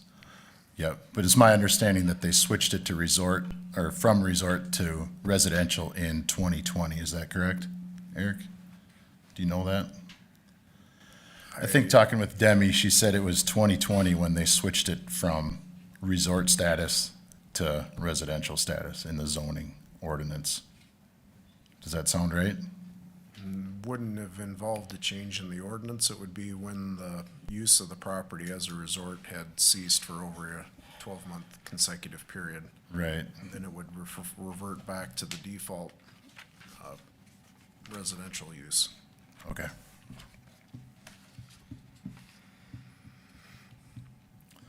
This is Tim speaking. I looked online and I looked at the survey a little bit and I didn't see where it went across the road and you're using that shoreline over there. Did you submit anything about, using that shoreline that the DNR said you could? I haven't submitted anything. Before I purchased the property, I called the DNR because that resort has always used that corner, and the DNR said that that was fine, that we use that corner. There's people across the road all along, up to the bridge that they just put that new culvert in, Okay. that have slowly started putting docks in along there. And I was informed that they hadn't had any plans for any of that property, and it was totally fine to use that. And that the culvert project was on the books since 1980, so it takes them that long to push that through. was how she explained it to me. Don't have any written authorization, it's all verbal, right? One more perspective, I guess. Those two campers, if used intermittently, probably are more conforming than cabin 2 and 4, which have right-of-way and I think lake setback issues, that this lot would be a lot more conforming without those two cabins. And then the campers are used intermittently for additional living. That's a comment, not a. Could you repeat that again, Ken? I'm just saying that there's 7 living structures on this property that allows 2. Apparently, the campers can stay there as intermittent, okay? Therefore, I would view denying having 2 and 4 through any variance, because they're also the ones that are most non-conforming as they exist. Okay. I don't know if that makes I sense. see, yes, Yeah. I understand.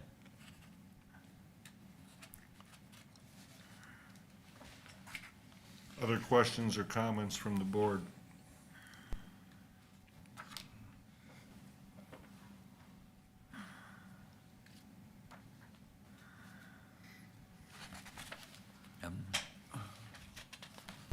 Somebody else's turn. Mike, again, I'm just gonna ask the applicant, Ken just threw out a possibility of one condition, if we were to approve it, and that, I think what you said, Ken, is getting rid of 2 and 4? Is that what you were I was gonna say, implying? if we were looking at 2 structures, a main one and a guest cabin, 3 is the largest, probably the best condition, and the most conforming relative to setbacks. So, Right, so you're implying that possibly one thing to bat around is, would you be open to that condition as an approval? To me, I'm just guessing that that's not what you're looking for. I mean, that's not perfect world scenario. I mean, you know, what we'd like to do is be in some structures, you know, rather than in the campers. So yeah, so I mean, perfect world for me and for my family is to use it as it is and how it's been sitting since it was built in 1940, you know? This is Mike. I guess what your intent, what your want is to use 4, or we could say 5, because that bathhouse is technically also a dwelling. So we have 5 units there, and that's your desire to keep that. You're willing to not have the campers there. Going from a resort to a non-resort status, and then definitely into a residential status now with the newest owners, I'm wondering, and I'm just thinking out loud here, if the planned unit development isn't the way to go. I have a hard time, in my mind, approving a residential lot that is going to be beyond what the ordinance allows for. And this is considerably over, so. This is Veronica speaking. That's why I mentioned it earlier, wanting to retain as many structures as you can. That would be the only solution that I would come up with as well, is, you know, that you apply for a planned unit development through a conditional use permit so that you can retain as much as you're wanting. Are you planning on, I mean, you mentioned this is residential and this is for family. I mean, are you planning on renting any of these out, or having someone come in and rent the RV spaces? I don't know how I'm supposed to answer that. I mean, no. To be honest and straight answer, no. It would be, you know, we bought it. You know, we have 2 kids, and they're going to get married and have families, and we bought it because there was 4 cabins, and so everyone could have their spot. and still want to come and hang out with us. So this whole thing was kind of new, the fact that it wasn't actually a resort, even though we've been paying to go there for the last 20 years. By chance, did you speak to the Environmental Services Office before you purchased the? No, You did not know really exactly what your options were or at that time when you bought it? correct. I had no idea that it wasn't zoned correctly. Did you buy it through a realtor? I did not. No. Because we were there, the previous owners were there. You know, they offered it to us because we were looking for a place.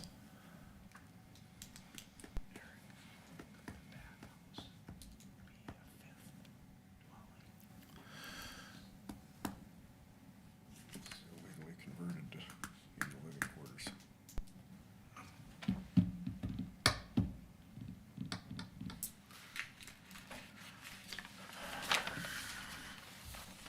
Other questions or comments? Yeah, Mike, I guess I'm struggling with, what I think maybe my colleagues are here a little bit, is to approve this, and maybe I'm in agreement that maybe that's your best shot, is to try that. I guess I'm just gonna be upfront with you, I don't see how I can approve this as your application sits.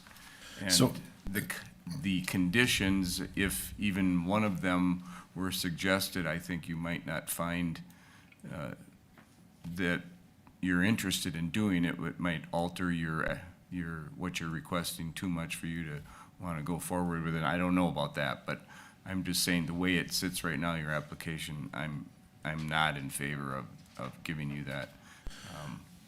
So is that because I didn't fill out the application correctly? Or that's just because No, it's of, just based on what I see here that you're requesting per what the ordinance is. so I have a question to backtrack a little bit. So if I would not have gone in to get a building permit for that cabin, and I just fixed it up the way it was, we would have never met and none of this would have happened. And that property would have sat like that for the next 20 years. This is Mike. I guess that may or may not be true, but it's a moot point. It's now brought before this board, so we Right. can only deal with what is in Right. front of us right now. And what we have is a application, because as a residential lot, this would be allowed the main residence and one guest cabin. And you still may need variances based on setbacks and things like that. But under the ordinance, it's 1+1. And here we have 4 units, and you can start talking campers if you want. And then the issue of the bathhouse, which at this point I consider the 5th unit, because it's got everything that meets the criteria of the ordinance. So that's what's in front of us. The history, we can't deal with that. The fact that you came in for a permit brought this to the office's attention, so now it's before us. It really is a moot point in my mind about, well, if I wouldn't have came for a permit, we wouldn't know each other. Well, that's true, but somewhere down the road, we still could end up here. So we have to deal with it now. I believe I've asked for public comment. Yeah, and we've been through subsequent. Yep. Is anyone ready to make a motion? This is Timothy. I'll make a motion to deny the application and accept the staff's findings of facts. This is Ken, I'll second that. I have a motion by Timothy and a second by Ken to deny the application and accept the staff findings of fact. Timothy, how do you vote? Timothy, I vote aye. Ken, how do you vote? This is Ken, I vote aye. Mark, how do you vote? This is Mark, I vote aye. Veronica, how do you vote? Veronica, I vote aye. This is Mike, I vote aye. Motion carries, application's denied. Thank you. So what do I do now? Talk to the Environmental Services Office about what your options are.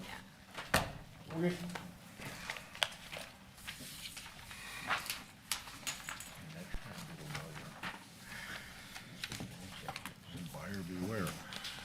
Next, we have variance application 34-V-22 by Stephen and Elizabeth Amon, Lot 3, Block 1, Ingalls Pleasant View, Section 20, Township 139, Range 33, Crow Wing Lake Township on Second Crow Wing Lake, a recreational development lake. Parcel 06.49.00400.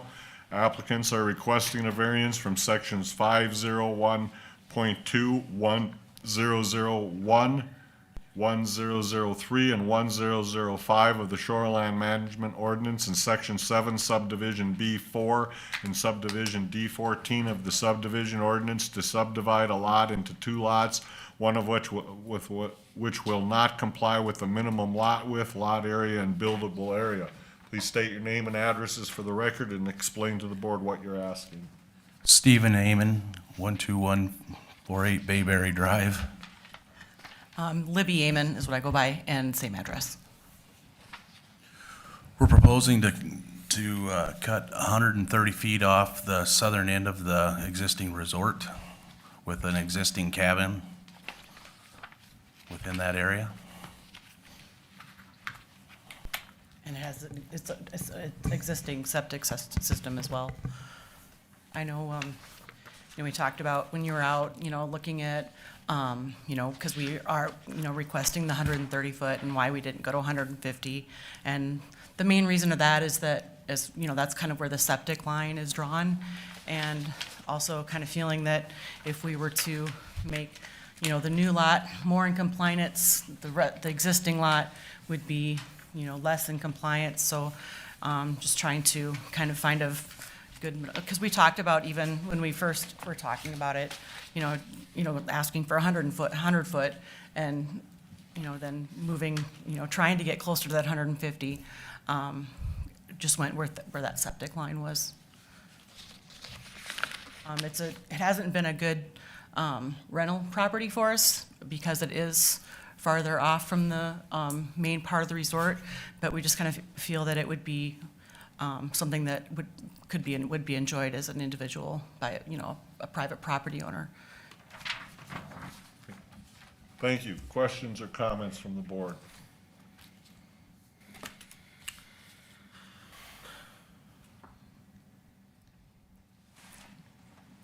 While everyone's thinking, I'll open for public comment.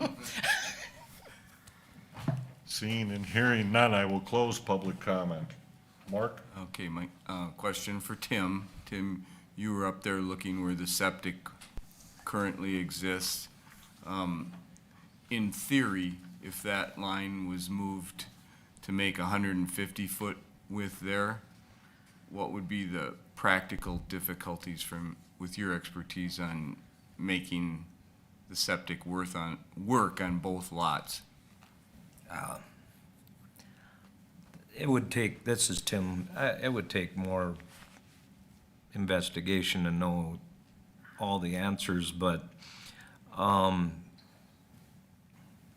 having part of that drain field into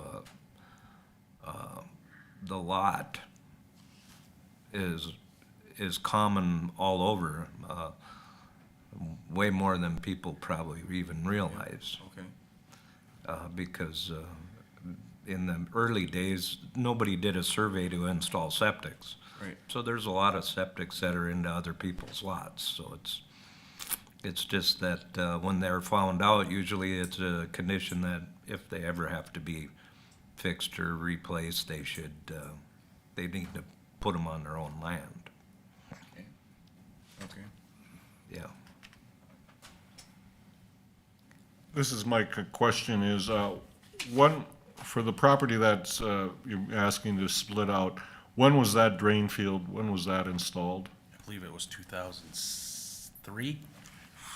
Is that what Don had on his? Go through that, and I did not see that date, but believe it was it's been there for quite some time, I I guess. believe it was 2003. Don just inspected all of it, all of them, all 4 of them. And the septic system drain fields for the resort themselves, they were installed when? I believe 2003 is when Same they time, were- the yes, whole the whole thing, they part was did, done at that yep, time. and they Okay. redid the water in all the cabins as well, the water lines, prior to us buying it. This is Mike again. As I understand it, if we were to approve that, other than the existing cabin, there is no space or there would be you would need, anyone would need a variance to add any kind of structure to that property? Correct. And this is Veronica speaking. There's also no frontage, public road frontage for the plating process. This is Ken. I'm not supportive of this for the simple reason is that we try really hard not to create new non-conforming situations. This is a lot now that doesn't meet the 150 feet. It's only a half an acre, which is about half of what is required. I'm not sure there's a second alternate site. It just doesn't seem consistent with what we have tried to do. So I just can't be in favor of creating a very much non-conforming lot. Other questions or comments from the board? This is Tim speaking. I'm with you, Ken, and the reason I am is I think, the cabin is in a little special spot down there, but it looked like it's been neglected for a while, it looks like to me. But Got a new roof on it.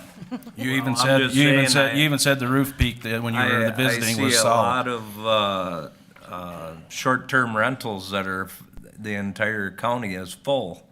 And I'm surprised you haven't got it. Those short-term rentals probably have better beach frontage on a lake and Wi-Fi and color TV or TV access like Dish or whatever.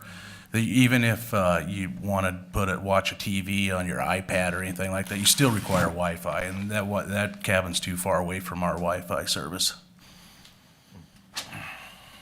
Other questions or comments from the board? Yeah, this is Veronica speaking. I kind of follow suit for multiple reasons as well. Creating a lot that would be 16,000 square feet shy of the required 40,000 square feet minimum lot size. And the same, it has very little buildable area. You know, there's no room on the proposed lot to place a dwelling or septic system in compliance with all the required setbacks. Mostly because all that property is in that bluff impact zone. Allowing another substandard lot to be created on which variances have to be required for any improvements just would worsen the locality's character as well. Plus, we would also, they're already one unit over density. Taking this off, they're gonna decrease their density on their current situation as well, and they're gonna be in the same boat, so. Unfortunately, I'm not supportive of the application. Other questions, comments? Is anyone ready to make a motion? This is Veronica. I make a motion to deny the application and adopt the staff's findings of facts. And this is Mark, I'll second that. Motion by Veronica, second by Mark, to deny the application and accept the staff findings of fact. Timothy, how do you vote? This is Timothy, I vote aye. Ken, how do you vote? This is Ken, I vote aye to the motion. Mark, how do you vote? This is Mark, I vote aye. Veronica, how do you vote? This is Veronica. I vote aye. This is Mike, I vote aye. The motion carries. The application is denied. Thank you.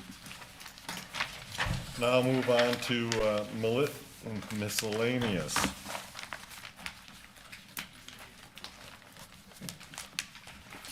Yeah, Eric speaking. We ought to have a slightly smaller agenda in November. How about an easier one? I can't make that prediction. Let's see,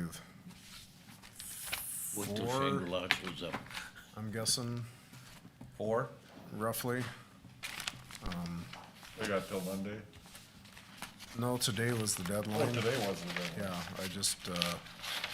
I was out at meetings in the afternoon, and I'm not sure exactly where we're at, but it should be a slightly smaller agenda. I should have left earlier for Thanksgiving. Not, let me put it this way. $1,600 From to what find I've a piece seen, they don't have as many moving components to them. Good. I had to juggle. two Anything days. else? I will entertain a motion. I'll make a motion to adjourn. Ken, second? Motion by Mark, second by Ken to adjourn. Timothy, how do you vote? Timothy votes aye. Ken? I vote aye. Mark, how do you vote? Mark, vote aye. Veronica, how do you vote? Veronica, I vote aye. This is Mike, I vote aye. Meeting adjourned. Thanks, everyone.